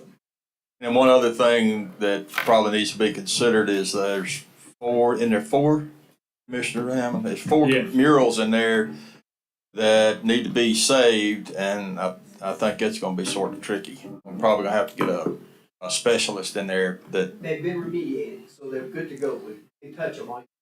Good. Have y'all decided to take care of that? Are they painted on sheetrock? Yes. Painted on sheetrock. Beautiful too, man. And nailed to the framing. We can cut it, yeah. They can be. They cut out. So we can cut them, retape them, float them, and put them in the new fields. So just to elaborate a little bit on that, the slab is pretty much at grade right now. Yes, sir. So any water we get typically winds up in a building. Yes, sir. There's a subfloor in the middle of it that serves as a holding pond. All the electrical is completely out of date. I mean, it's the old 1960s style wiring that's got the cloth. When was that built? Anybody know? Those restrooms would have to be ADA. Yeah, the bathroom's not ADA compliant, so nothing in there's worth trying to work on. On reality. No, sir. So, They're not putting money into a new one. The roof is way beyond it. Working. and that could give us opportunity to expand that building a little bit Yes, also. sir, yeah. With a growing population, it makes sense to go ahead and do all that at one time, so. And on the park side, that is one of our most popular rentable facilities, and right now we're having to go. And now we had it rented out to like October. Right. All the people are having to go somewhere else, so it's really affecting. It's been remediated and ready to knock down. That's what that's saying. You get the pictures out first. Yeah, we gotta figure out how to get those out. So it's important to also remember that that's a important voting area, so we probably want to wait until after the presidential election. You can't use it. Okay. You can't use it. Oh, it's down? Fair. Yeah. Yeah, if you go there, look at it, you can't. No actual remediation. It's completely gutted right now, Yeah. with the exception of the murals. Yeah, we have to let Heather know she have to have somewhere to vote. Yes, ma'am. No, yeah, temporary building there or something. But we do need Figure it to, out. is whatever she needs to do. Thanks, Sam. Well, we need a motion to, says repair and rebuild. It's like agenda items, I don't know. So one, we gotta figure out, well, I think we gotta figure out if we're gonna declare this emergency or if we need to plan it out and put it on the O list. Or how we need to do that, because I think your building's almost in the same situation. Mine is, I mean, I'm hoping to do mine. As soon as somebody goes over and holds something up, we're gonna be in trouble. Well, I mean, can we just declare it? We need to get this building done. Yeah, I don't think it's an emergency, but I think you need to go through the CMAR process. Well, with this, with Tear it what you down have and here, rebuild it. Yeah, we hadn't even done. No, so. It should be standard. I mean, 8,000 square feet. Yeah, I'll get you one in a few minutes. It's a standard. it's a finished out building when we just put the SO building, finished out building. So we got about 6,000 square foot right now. I would say go up to around 9,000. We have plenty of room, real estate right there, so. Go up 9,000 foot or so, So we're maybe gonna work 10. with Commissioner Hammond. Yeah. And we'll come back with a. Okay. Court. All right, so let's pull 7.2 and y'all come back. remember, we do have an officer that is living on site that if we made it bigger, we'll have to move. Security guy, no big deal. Plenty of room. I think it's plenty of room before we can get to them. Yeah. All right, we're down to consent, and I'm gonna, Oh, you got 1.2. yeah, 1.2, discuss schedule selection of 2024 Tiger Grievance Committee. You got names, or Danny?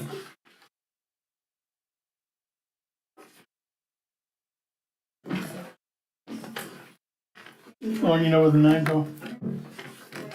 And that's for the solid groups. Kate's coming in. Okay.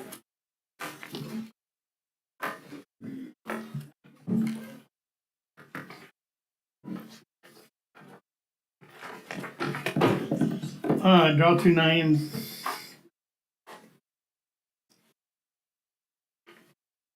Actually, draw three. Three?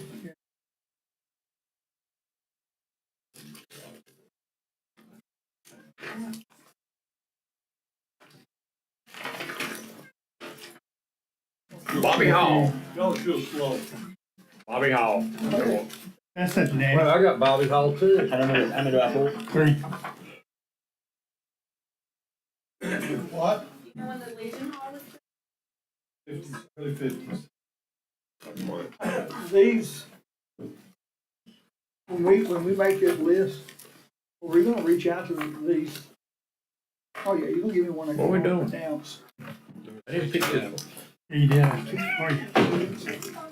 All right, Commissioner Gore first, one name. What I'm saying is, Yes, we reach out to we're them. gonna reach out to them, make sure they are available to do this. If not, we need to have a secretary. Oh, that's the way it works, and Okay. it's by law, that's how you do it. Whether they're Okay, that's what I'm saying, but I mean, we'll have some more to choose from. If we call them and say, hey, this is the date you gotta be here, they say, no, I can't be here, we should fall back to a reserve. You know what I'm saying? Okay. So how many does it take? So you have to have 9? You have to have 9 present for it to be, for Commissioner's Court to approve it, or mandatory approval. So if we have 9 present, we have to accept the Right. recommendation. Yes. I think it's 7, it has to come back to court. We always bring it back to court anyway. Okay. All right, Commissioner Okay. Gore. James Kinsel. Number 1, James Kinsel.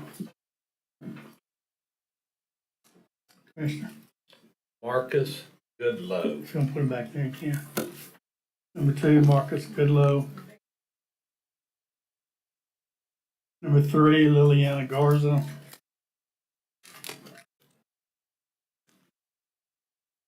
Taylor Brady. Number 4. Melissa Menchaca. Faith Tony. Antonio Lozano.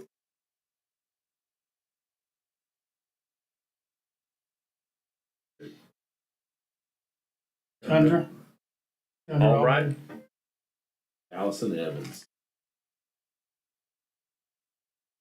Justin Jenkins. Angela Rowlett. Bridget Williams. Robert Nichols. Aaron Marshall. Ronald Joseph. We going too fast, Danny?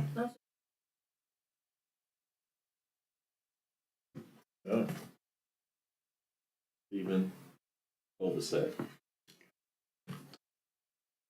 Get everybody who's on the list? Okay.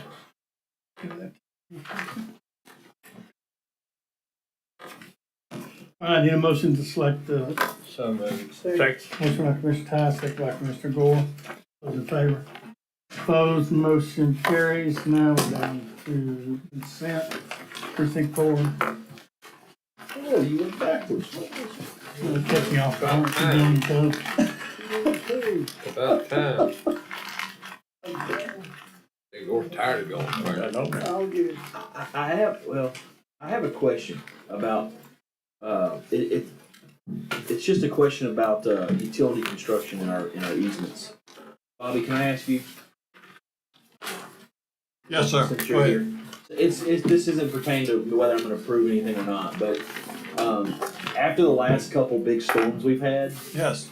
several subdivisions in my precinct had calls, and Country Meadows is one. Okay. A lot of street flooding happened in Country Meadows, and there's a lot of Verizon and fiber optic boxes in the subdivision. And these box lids are not secured on the fiber optic boxes. When the floodwaters rise over the curbs, it pops the box lids up. They go down in the storm sewers, and we have missing box lids that are probably clogging up storm sewers. We don't know. There's a bunch missing. And so the utility companies come out and replace these boxes. But I want to know, my question, I'm getting to it, is can we require boxes that are installed in our easement to have secured lids? I'm supposed to. I think they're supposed, yes, we should. Okay. We could put, I know that there's a box. Like a locking mechanism or something? Well, there's a box in my yard that has bolts in it. Okay. It's bolted down. So yes, we could probably look at that and, I don't mind just telling them they gotta bolt them down. Well, Yeah, I agree. a locking mechanism, it's gonna be a flood hazard, and I think that's a way for us to kind of help out. And some sort of locking mechanism on these boxes is part of their agreement. Brad handles most of that, but I will talk to him and we'll see what we can do about it. Thank you. Thank you, Bob. That's all I have, Judge. All right, precinct 3. Good, you're on. 2. Good. 1. Motion to approve. Last off. Second. Motion by Commissioner Gore, second by Commissioner Tice. Those in favor? Opposed, motion carries. Do we need executive session? Yeah, we're gonna take 14-2. Oh, yeah, we did.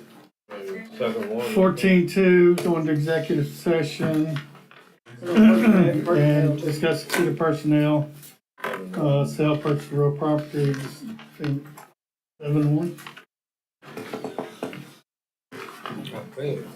No, we pulled 7-1. And down. All right, with that, at 12:04 PM, we will recess to executive.